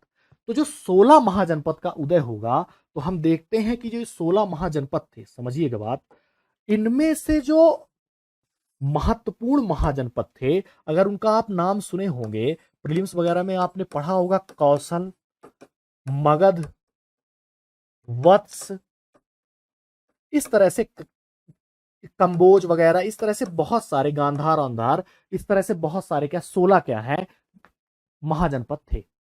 और इन 16 महाजनपदों में जो कुछ प्रमुख महाजनपद थे, ये सारे जो प्रमुख थे 5-7 महाजनपद थे, इनके बीच सत्ता के लिए क्या होगा, संघर्ष होगा। क्या होगा, सत्ता के लिए संघर्ष होगा, और इनमें जो शक्तिशाली होगा, क्षमतावान होगा, वो क्या करेगा, स्टैब्लिश होगा, वो कहीं ना कहीं क्या होगा, स्थापित करेगा सत्ता। और उस समय मगध जो था वो क्या था, उसने अपनी क्षमता से, अपनी कुशलता से इन सब में विजय पाई, और वो शक्तिशाली जो महाजनपद था वो कौन था, मगध था। कई ऐसे कारण थे जिसके कारण वो क्या है, इन सब में विजय क्या किया या प्राप्त किया। तो मैंने वही क्वेश्चन आपसे पूछा है कि मगध के उत्कर्ष या मगध की विजय या मगध के बढ़ने का कारण क्या है। इसी तरह आपसे क्या है क्वेश्चन भी पूछा जाए। ये इसका कॉन्सेप्ट है इस प्रश्न का। तो अब चलते हैं, जरा लिखना क्या है ये समझ लेते हैं, और इसके बाद फिर क्या है कंटेंट, आपको एक मॉडल आंसर भी दिखा दूंगा मैं, उससे क्या हो जाएगा, आपका कंटेंट क्लियर हो जाएगा। ये दरअसल 11 नंबर में आपसे क्वेश्चन पूछा गया है, मगध के उत्कर्ष के कारणों को पहचानिए या बताइए। ये छोटा प्रश्न है। 11 नंबर में अक्सर 2 या 3 डायमेंशन के प्रश्न होते हैं, यानी प्रश्न के अंदर भी 2 या 3 बातें क्या होती हैं, अंदर अंतर्निहित होती है। तो जब आप 11 नंबर के प्रश्नों को पढ़ें या लिखें, तो ये देख लें कि क्या इसमें एक से ज्यादा डायमेंशन पूछे गए हैं। कई बार क्या होता है, प्रश्न में ही कारण भी पूछ लेता है और प्रभाव भी पूछ लेता है। विश्व इतिहास में बहुत ज्यादा ऐसे प्रश्न आते थे कि कारण भी पूछ लिया, प्रभाव भी पूछ लिया, समीक्षात्मक मूल्यांकन करने की समीक्षा पूछ लिया, आलोचनात्मक मूल्यांकन की बात पूछ ली। तो उसमें 2 या 2 से अधिक क्या है उसके पार्ट होते हैं क्वेश्चन के। तो स्टूडेंट को उन पार्ट्स को जो पूछा है वो पहचानना बहुत ज्यादा जरूरी है। अगर किसी के कारण के साथ प्रभाव पूछ लिया, यानी आपसे इसने 2 डायमेंशन में क्वेश्चन क्या है पूछा है, 2 डायमेंशन में क्वेश्चन पूछा है। और मॉडल आंसर जो एग्जामिनर के पास होता है, सबके क्वेश्चन क्या होते हैं, नंबर क्या होते हैं, निर्धारित होते हैं। तो पता चला आपने कारण तो बहुत अच्छा लिखा, टॉप लेवल का, लेकिन प्रभाव में आपने क्या है कमी दिखा दी, प्रभाव आपका बहुत कमजोर है। तो 11 नंबर में डिसाइड होते हैं, इसके 5 नंबर और इसके 5 नंबर डिसाइड होंगे, और एक आध नंबर आपका प्रेजेंटेशन और राइटिंग वाइटिंग का सबका होता है। तो एग्जामिनर के पास दिमाग में होता है कि जिस बच्चे ने कारण बहुत अच्छा लिखा है, तो इसको हम 5 में से क्या कर दें, 3.5 नंबर क्या है दे देते हैं, ये बेस्ट नंबर है। और प्रभाव में इसने पूरी तरह से क्या है गड़बड़ कर दी, यानी इसने प्रभाव में क्या है, इसने 1 नंबर क्या है दे देते हैं, या 1.5 नंबर चलिए दे देते हैं, 1 नंबर या 1.5 नंबर दे देते हैं। यानी इस लड़के ने, इस बच्चे ने क्या है 3.5 और 1.5 ये मिला के 5 नंबर क्या है पा गया, 11 नंबर, जो कि अच्छे नंबर नहीं। अब आप जब घर आएंगे तो कॉन्फिडेंस में रहेंगे कि यार मैंने शानदार उत्तर क्या है लिख के आया हूं, 11 में से 8 मिलना तो तय है। लेकिन दरअसल क्वेश्चन क्या, नंबर क्या थे, डिवाइड थे। आपने कारण तो बहुत अच्छा लिखा, लेकिन प्रभाव बिल्कुल निम्नतम दर्जे का लिखा है, तो आप 5 नंबर में समेट जाएंगे और एग्जाम के रेस से क्या हो जाएंगे, बाहर हो जाएंगे। इसलिए जो पूछा गया है उसके डायमेंशन को पहचानिए और उसको बराबर महत्व दीजिए। तो बताने का अर्थ बस यही है, इसको समझ लीजिए। क्योंकि ये एक ही चीज पूछा है, इसमें सिर्फ कारण पूछा गया है, इसलिए ये 1 डायमेंशनल प्रश्न है, तो इसमें बहुत ज्यादा टेंशन लेने की जरूरत नहीं है। लेकिन अगर आगे भी हम लोग 2 डायमेंशनल 3 डायमेंशनल क्वेश्चन इसमें पुट करेंगे तो उसमें और भी मैं क्लियर कर दूंगा। ये दरअसल मगध के उत्कर्ष के कारणों पर पूछा है, सरल है, इसमें ज्यादा नहीं, मगध का कॉन्सेप्ट मैंने समझा दिया है। अब इसको लिखना कैसा, फॉर्मेटिंग कैसी होगी। आपके पास क्या होंगे, 2 पेज मिलेंगे, आपके पास क्या होंगे, 2 पेज क्या होंगे मिलेंगे 11 नंबर। 2 पेज में आपको कैसे लिखना पहले समझ लीजिए, फिर कंटेंट पर मोटा मोटा बात कर लेंगे और मॉडल आंसर तो आपको मिलेगा ही। मगध के उत्कर्ष के कारणों में आपको 3 या 4 लाइन का क्या करना है, आपको इंट्रो देना है। 3 या 4 लाइन का क्या करना है, इंट्रो देना है। और इसके बाद क्या करना है, इंट्रो के बाद एक यहां पर मैप देना है, छोटा सा क्या करना है, यहां पर मैप देना है मगध की लोकेशन। और हमने क्या कहा, जितना हो सके, जहां जहां पॉसिबल हो सके, आपको मैप, डायग्राम, इन पर ध्यान जरूर क्या है देना है। तो इसको क्या करना है, इस पे मैप आपको छोटा दे देना है। और इसके बाद कारण हेडिंग डाल के आपको कारणों पर क्या है बात शुरू कर देनी है। पहले आपको लिखना है राजनीतिक कारण। क्या लिखना है, पहले राजनीतिक कारण, इसको ब्रैकेट बंद करिए, इसमें थोड़ा छोटा है, उस पर कॉपी आपकी बड़ी रहेगी तो ज्यादा चीजें आ जाएंगी। तो राजनीतिक कारण में आप लिख दीजिए 2 से 3 पॉइंट। यहीं पे आपका आ जाएगा सामाजिक कारण, आर्थिक कारण। इस तरह से आप जो है अलग अलग सामरिक कारण, इस तरह से 2-3 पॉइंट इसमें आप लिखिए। कॉपी आपकी बड़ी रहेगी, इसमें आ नहीं रहा है, मैंने छोटा बनाया है, पर मोटा मोटा एक आइडिया समझ लीजिए फॉर्मेट क्या होगा। हमने 3 से 4 लाइन का इंट्रो दे दिया, हमने एक छोटा सा मगध का लोकेशन बता दिया, और फिर हम कारण पे आ गए। राजनीतिक कारण, सामरिक कारण, इसके बाद आर्थिक कारण लिख दीजिए। आर्थिक कारण लिख के इसको डब्बे में बंद कर लीजिए। फिर 2 से 3 पॉइंट लिख दीजिए। फिर जो है यहां पर अन्य भौगोलिक कारण एक है, वो भी लिख दीजिए, उसको डब्बे में बंद कर लीजिए। अन्य कारण लिख दीजिए, डब्बे में बंद कर लीजिए, और 1 से 2 लाइन का डिस्कस लिख दीजिए, आपका उत्तर कंप्लीट हो जाए। और अंडरलाइन, जहां जहां इंपॉर्टेंट है उसको अंडरलाइन कर दीजिए। मैंने क्या कहा, जो जो इसमें झोंकना है आपको अनुभव 11 नंबर में आपको करना है। डायग्राम नहीं छोड़ना है, प्रेजेंटेशन पर ध्यान देना है, पॉइंट वाइज लिखना है, सबटाइटल यानी उपशीर्षक का इस्तेमाल करना है, इंट्रोडक्शन का इस्तेमाल करना है, निष्कर्ष का इस्तेमाल करना है, सब कुछ इस्तेमाल करना है, छोड़ना नहीं है इसे। और अगर हो सके तो ये रणनीति भी अपना सकते हैं जिनकी स्पीड धीमी है। 3 नंबर का, वैसे मैं सलाह तो नहीं दूंगा, मैं व्यक्तिगत मामले में 3 नंबर, 5 और 11 में इस तरह से आपका कॉपी में क्वेश्चन लिखे रहते हैं तो टेंशन भी नहीं है। 3 से सीधे आप 11 नंबर पे आ जाइए, 3 नंबर लिखिए और 11 नंबर पे आ जाइए। लेकिन जिन्हें थोड़ा सा पढ़ाई वढ़ाई ठीक ठाक है, उनकी स्पीड स्पीड ठीक है, तो चलने दें अक्सर सीधे, कोई दिक्कत नहीं है। कोई बहुत ज्यादा क्रम से चलेंगे तो मजा आएगा लिखने में। 3 नंबर डील करिए, फिर 5 करिए, फिर 11 करिए, तो उसमें मजा आएगा, स्पीड अगर मेंटेन है आपकी। लेकिन अगर स्पीड मेंटेन नहीं है तो 3 करिए, फिर 11 करिए, और फिर 5 पे आइए। तो एक आध छूट भी जाए 5 नंबर का तो नुकसान नहीं है, 11 छूटेगा तो उसमें ज्यादा नुकसान है। क्योंकि 11 नंबर में आप हकदार थे 8 नंबर के, 5 में नॉर्मली मिलता है 3 से 3.5, तो वहां पर 8 का नुकसान होगा, यहाँ 3.5 नंबर का, 5 नंबर का अंतर पड़ जाता है। इसलिए 5 का छूट जाए, अगर छूट, वैसे तो छूट जाना प्रयास करिए, खूब मेहनत करिए, ना छूटे मेंस, पर ये ध्यान जरूर आपको रखना है। ठीक है, ये कुछ में ये इसका आपका फॉर्मेट होना चाहिए। ये मैंने फॉर्मेट बना दिया है, इसी तरह आपको लिखना है। अब हम लोग चलते हैं इसके कंटेंट पर। देखिएगा कंटेंट बहुत आसान है, कोई इसमें कठिन रॉकेट साइंस नहीं। कंटेंट में आपको इंट्रोडक्शन लिख देना चाहिए।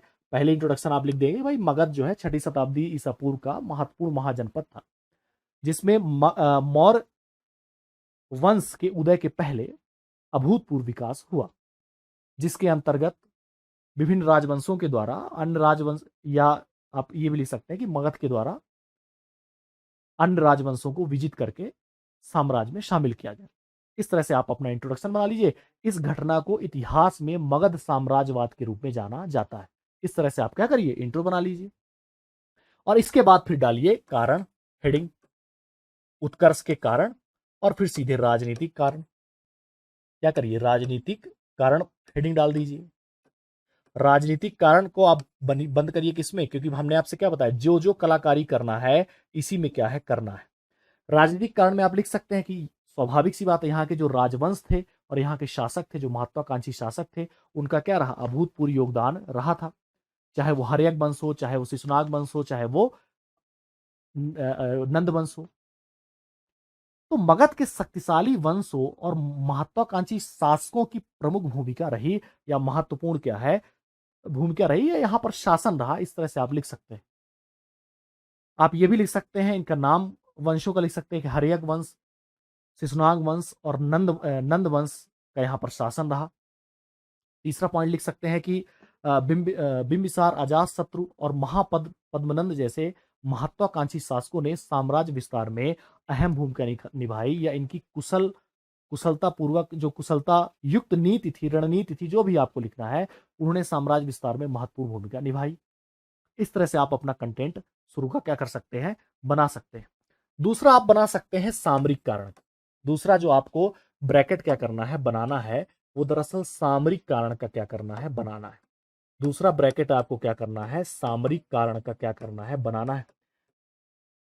और आपको अच्छा इंट्रोडक्शन और कारणों के बीच में एक आपको मैप देना है। इंट्रोडक्शन और कारण के मैप हमेशा बीच में यूज किया जाता है, कभी मैप पहले और अंतिम में यूज नहीं किया जा सकता। पता चला इंट्रोडक्शन के पहले मैप यूज कर रहे हैं कुछ लोग और निष्कर्ष लिखने के बाद यूज कर रहे हैं, वो गलत तरीका है। हमेशा बीच में यूज किया जाता है, ठीक है। तो जब आप इंट्रोडक्शन लिखने और कारण लिखने वाले हैं, उसके पहले आप लिखें बीच में, आप यहां पर गंगा नदी को दिखा दें, यहां से आप जो है तो सोन मिलती है गंगा से, वो दिखा दें, और यहां पर आप मगध आपको क्या कर रहे हैं, शो कर दें। यहां पर मगध क्या रहा, तो एक आइडिया हो जाएगा। और यहां पर विंध्याचल पर्वत। इस तरह से आपने गंगा नदी दिखा दी, सोन नदी दिखा दी, और इसके बीच में आपने मगध को क्या कर दिया, मगध को क्या कर दिया, दिखा दिया।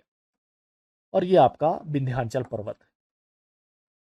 इस तरह से आपका क्या हो जाएगा, मैप हो जाएगा एक। अभी सीधे कारण पर आपने अपनी बात शुरू कर दी। तो कारण में आपने राजनीतिक कारण बता दिए, 2 से 3 पॉइंट।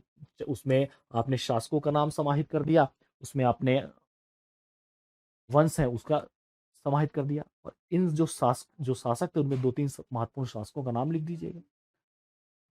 सामरिक काल में आपको ध्यान रखना है कि जो यहाँ की राजधानियां थी, क्या थी, जो यहाँ की राजधानियां थी वो क्या थी, चाहे राजगृह हो और चाहे वो आपका पाटलिपुत्र हो, उसको प्राकृतिक क्या थी, सुरक्षा प्राप्त थी।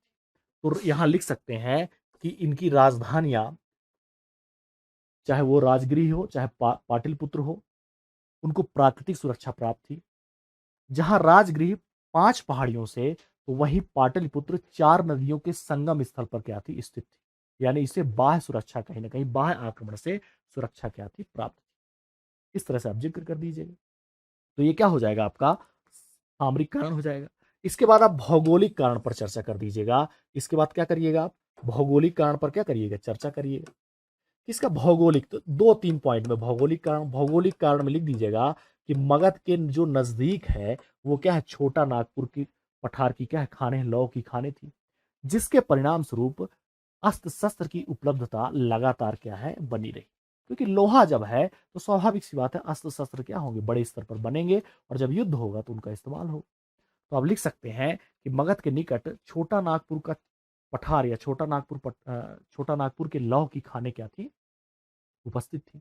परिणाम स्वरूप या फलतः अस्त्र शस्त्र की लगातार उपलब्धता बनी रही, या क्या है, उपलब्धता बनी रही। इसके बाद आप लिख लीजिएगा आर्थिक कारण। आर्थिक कारण में आप क्या लिखेंगे, आर्थिक कारण में चूंकि ये गंगा नदी घाटी में अवस्थित था, तो गंगा नदी घाटी में अवस्थित होने के कारण कृषि क्रांति, वाणिज्य, व्यापार और नगरीकरण से राज्य को बड़ी मात्रा में क्या हुआ, आय प्राप्त हुई। क्योंकि जब एग्रीकल्चर में क्रांति आएगी तो उससे राजस्व प्राप्त होगा, व्यापार बढ़िया बढ़ेगा, नगरीकरण अच्छा होगा, यहाँ पर वाणिज्य अच्छा होगा। स्वाभाविक सी बात है, जो राज्य होगा या सरकार होगी उसे आय प्राप्त होगी, राजस्व बड़ी मात्रा में प्राप्त होगा। तो जब वो आर्थिक रूप से संपन्न होगा तो स्वाभाविक सी बात है उसका समाज और उसकी जो अन्य चीजें हैं वो क्या होगी, समृद्ध रहेंगी। चूंकि गंगा नदी घाटी में क्षेत्र में स्थित था मगध, तो यहां पर जनसंख्या वृद्धि देखी गई थी। और जब जनसंख्या वृद्धि देखी गई थी तो स्वाभाविक सी बात है, जब जनसंख्या किसी भी देश में ज्यादा होगी या क्षेत्र में ज्यादा होगी तो वहां श्रम की उपलब्धता क्या होगी, ज्यादा होगी। श्रम सेवा पे वो लोग आएंगे, सैन्य सेवा पे उनकी उपलब्धता हो जाएगी। भाई अगर हमारे भारत में सभी लोग, हम लोग लड़ने वगैरह के लिए चले जाएं तो स्वाभाविक सी बात है हमारे यहाँ सैन्य सैन्य दृष्टिकोण से हम लोग क्या होंगे, मजबूत होंगे। वहीं पे जो छोटा देश होगा, बांग्लादेश और भूटान, वो कहाँ सामना कर पाए। तो ये सारी चीजें यहां पर ध्यान रखना है कि आर्थिक पक्ष में ये सारी चीजें हमें क्या करना है, लिख देना है। इसके बाद सामाजिक दृष्टिकोण भी देख लेते हैं। भाई सामाजिक कुछ भी कारण रहे हैं, तो सामाजिक कारण क्या थे, सामाजिक कारण में यही लिखना है कि जो मगध क्षेत्र की जनता थी या समाज था, वो खुला समाज था। कैसा था, खुला समाज था, और रूढ़ी रूढ़िवाद विरोधी समाज था। यानी रूढ़िवाद को बहुत एक्सेप्ट नहीं करता था। यहां का समाज परिवर्तनशील समाज था, प्रगतिशील समाज था, परिवर्तनों को स्वीकार करने वाला समाज था। तो आप लिख सकते हैं कि मगध का समाज खुला हुआ रूढ़ि विरोधी था, जिसके कारण मगध जो है विकसित हो पाया या साम्राज्य विस्तार कर पाया। ठीक है, या साम्राज्य विस्तार को, मगध के साम्राज्य विस्तार को प्रोत्साहन मिला। क्योंकि स्वाभाविक सी बात है, जहां का समाज परिवर्तनशील होगा, खुले दिमाग का होगा, आधुनिक होगा, तो अगर राज्य यानी सरकार कोई एक्शन लेती है तो उसको समझेगा, उसमें सही और गलत का क्या करेगा, मूल्यांकन करेगा, और अगर चीजें सही है तो उसको क्या करेगा, एक्सेप्ट करेगा, समर्थन देगा। तो समाज का प्रगतिशील होना बहुत जरूरी है किसी भी देश या किसी भी क्षेत्र के विकास के लिए। अब देख लीजिए, वैक्सीन आधे लोग क्या नहीं लगवाए, क्योंकि फैला दिया गया हवा कि भाई लगा लेते हैं, इससे समस्याएं उत्पन्न हो जाती हैं। अब समाज जो है उसमें हम देखते हैं कि बहुत ज्यादा अंधविश्वासी है, बहुत ज्यादा अंधविश्वासों का प्रयोग किया जाता है। धूप ऊप में बैठते थे पहले लोग, बहुत सारी चीजें किया कोरोना को हटाने के लिए, लेकिन कुछ काम नहीं आया। वैक्सीन नहीं लगवा रहे हैं, एक्सेप्ट ही नहीं कर रहे हैं कि कोई समस्या नहीं। लगातार आप वीडियो वगैरह देखते होंगे, सरकार, आप फोन लगाते हैं तो उसमें बोलते हैं कि भाई वैक्सीन लगाइए, दूरी रखिए, सोशल डिस्टेंस मेंटेन करिए, डिस्टेंसिंग मेंटेन करिए, लेकिन समाज एक्सेप्ट ही, मास्क नहीं लगाता है। तो जब समाज ही नहीं परिवर्तन को स्वीकार करता है, समाज ही प्रगतिशील नहीं है, तो सरकार लाख कर लेगी, कोई मतलब नहीं होगा। इसलिए जहां का समाज परिवर्तन को एक्सेप्ट करता है, परिवर्तन विरोधी नहीं होता, अंधविश्वासी नहीं होता, वहां का साम्राज्य विकसित होने की क्या है, संभावना बहुत ज्यादा बढ़ जाती है। इस तरह से हमें क्या है, ध्यान रखना है। और फिर हम लोग एक लिख सकते हैं अन्य कारण। अन्य कारण में हम लोग लिख देंगे कि चूंकि मगध का जो क्षेत्र था वहां पर वन और खानों की उपलब्धता थी, वन और खानों की उपलब्धता थी, परिणाम स्वरूप सैन्य सुदृढ़ीकरण को क्या मिला, बल मिला। क्योंकि जब वन है तो वहां हाथी थे, तो हाथी का इस्तेमाल किया जाने लगा सेना ओना में, और लोहा था, खाने थी, तो क्या हुआ, हथियार बनने लगे। और इसके बाद आप अन्य कारणों में यह भी लिख सकते हैं कि खनिजों की प्रचुर उपलब्धता के कारण संबंधित क्षेत्र में शिल्प उद्योग का क्या हुआ, विकास हुआ था। शिल्प उद्योगों का क्या हुआ, विकास हुआ। तो ये मोटा मोटा हमने क्या कर लिया, एक पूरा हमने चर्चा कर लिया।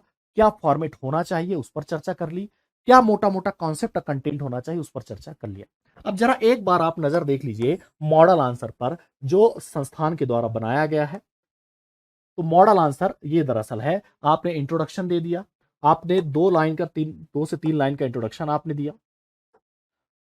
इसके बाद आपने एक मैप दे दिया, छोटा सा मैप आपके हिसाब से बना लीजिए, लेकिन मैप बनाना जरूरी है। एक छोटा सा, कोई जरूरी नहीं कि वहां पर कोई ड्राइंग कंपटीशन हो रहा है, आप थोड़ा हिंट कर दीजिए बस, आसानी से आपका काम हो जाएगा कि भाई यहां से गंगा निकलती है, यहां से सोन मिलती है, इसके बीच का जो क्षेत्र है वो मगध का क्षेत्र, आपका काम हो जाएगा।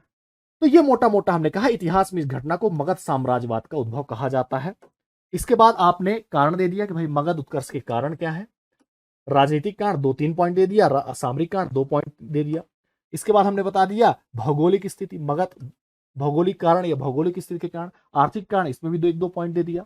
संबंधित क्षेत्र में जनसंख्या वृद्धि के कारण सैन्य व श्रम सेवा सुविधाजनक हुई।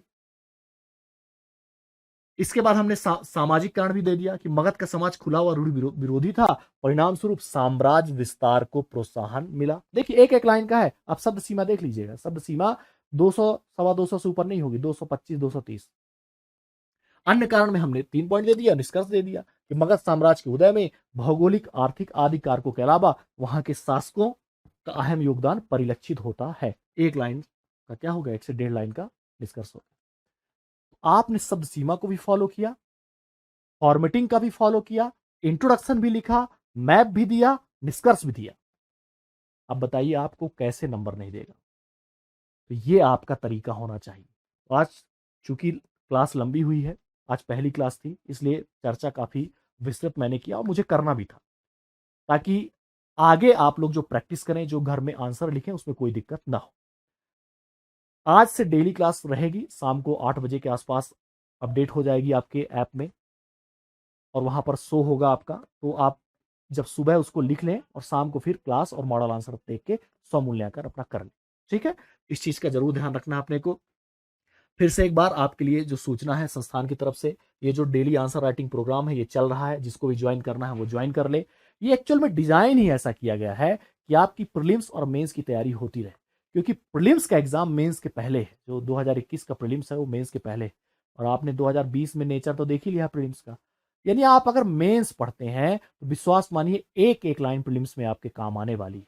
तो जो भी टेस्ट प्रीलिम्स का चर्चा कराई जाती है इसमें, इस पूरे प्रोग्राम में प्रीलिम्स की भी चर्चा कराई जाती है और मेंस की भी कराई जाती है, तो इसमें आप ज्वाइन कर सकते हैं। ये संस्थान के नंबर हैं, इन संस्थान के नंबरों पर आप फोन लगाइए, और सारे टीचर बहुत मेहनत कर रहे हैं, ठीक है। तो इनको आप ज्वाइन करिए और प्रैक्टिस करिए, ईमानदारी से प्रैक्टिस करिए, क्योंकि आप अगर ईमानदार नहीं होंगे तो हम लाख प्रयास कर लेंगे, इस प्रोग्राम का कोई मतलब नहीं है, विश्वास मानिए। फिर नहीं ज्वाइन करिए तो अच्छा है। अगर आपको नहीं लिखना है, और आप अगर नोट्स के लिए ज्वाइन कर रहे हैं तो मत करिए, क्योंकि नोट्स अगर आप कलेक्ट करते हैं तो आप कभी सेलेक्ट नहीं होंगे, ये मान लीजिए। आप जब तक इंप्लीमेंट नहीं करेंगे चीजों को, तब तक आप कभी भी मेंस का एग्जाम लिख ही नहीं पाएंगे। वहां पर पता चला कि आप 3 घंटे में 5 नंबर में ही बैठे, 11 नंबर के छूट गए सब, तो वैसे वैसे व्यवहार हो जाना है आपको। तो प्रैक्टिस करिए ईमानदारी से। टॉपिक दे दिया गया है सिलेबस में कि भाई जो 15वें दिन की क्लास उसमें क्या होगा, अब कल की क्लास क्या है उसमें क्या होगा, ये सारी चीजें क्या कर दी गई है, क्लियर कर दी गई। आपका अब ईमानदारी से आपका ये प्रयास होगा, अनुशासन के साथ आप डेली आंसर राइटिंग करिए और शाम को क्या करिए, अपनी चीजें मेंटेन कर लीजिए, ठीक है। इस चीज का ध्यान रखना है। आज चूंकि क्लास लंबी हो गई है, लेकिन आज हम लोगों ने काफी विस्तृत चर्चा की है। अगली क्लास से हम लोग टू द पॉइंट क्या है बात करेंगे। तो आज के लिए इतना ही, धन्यवाद।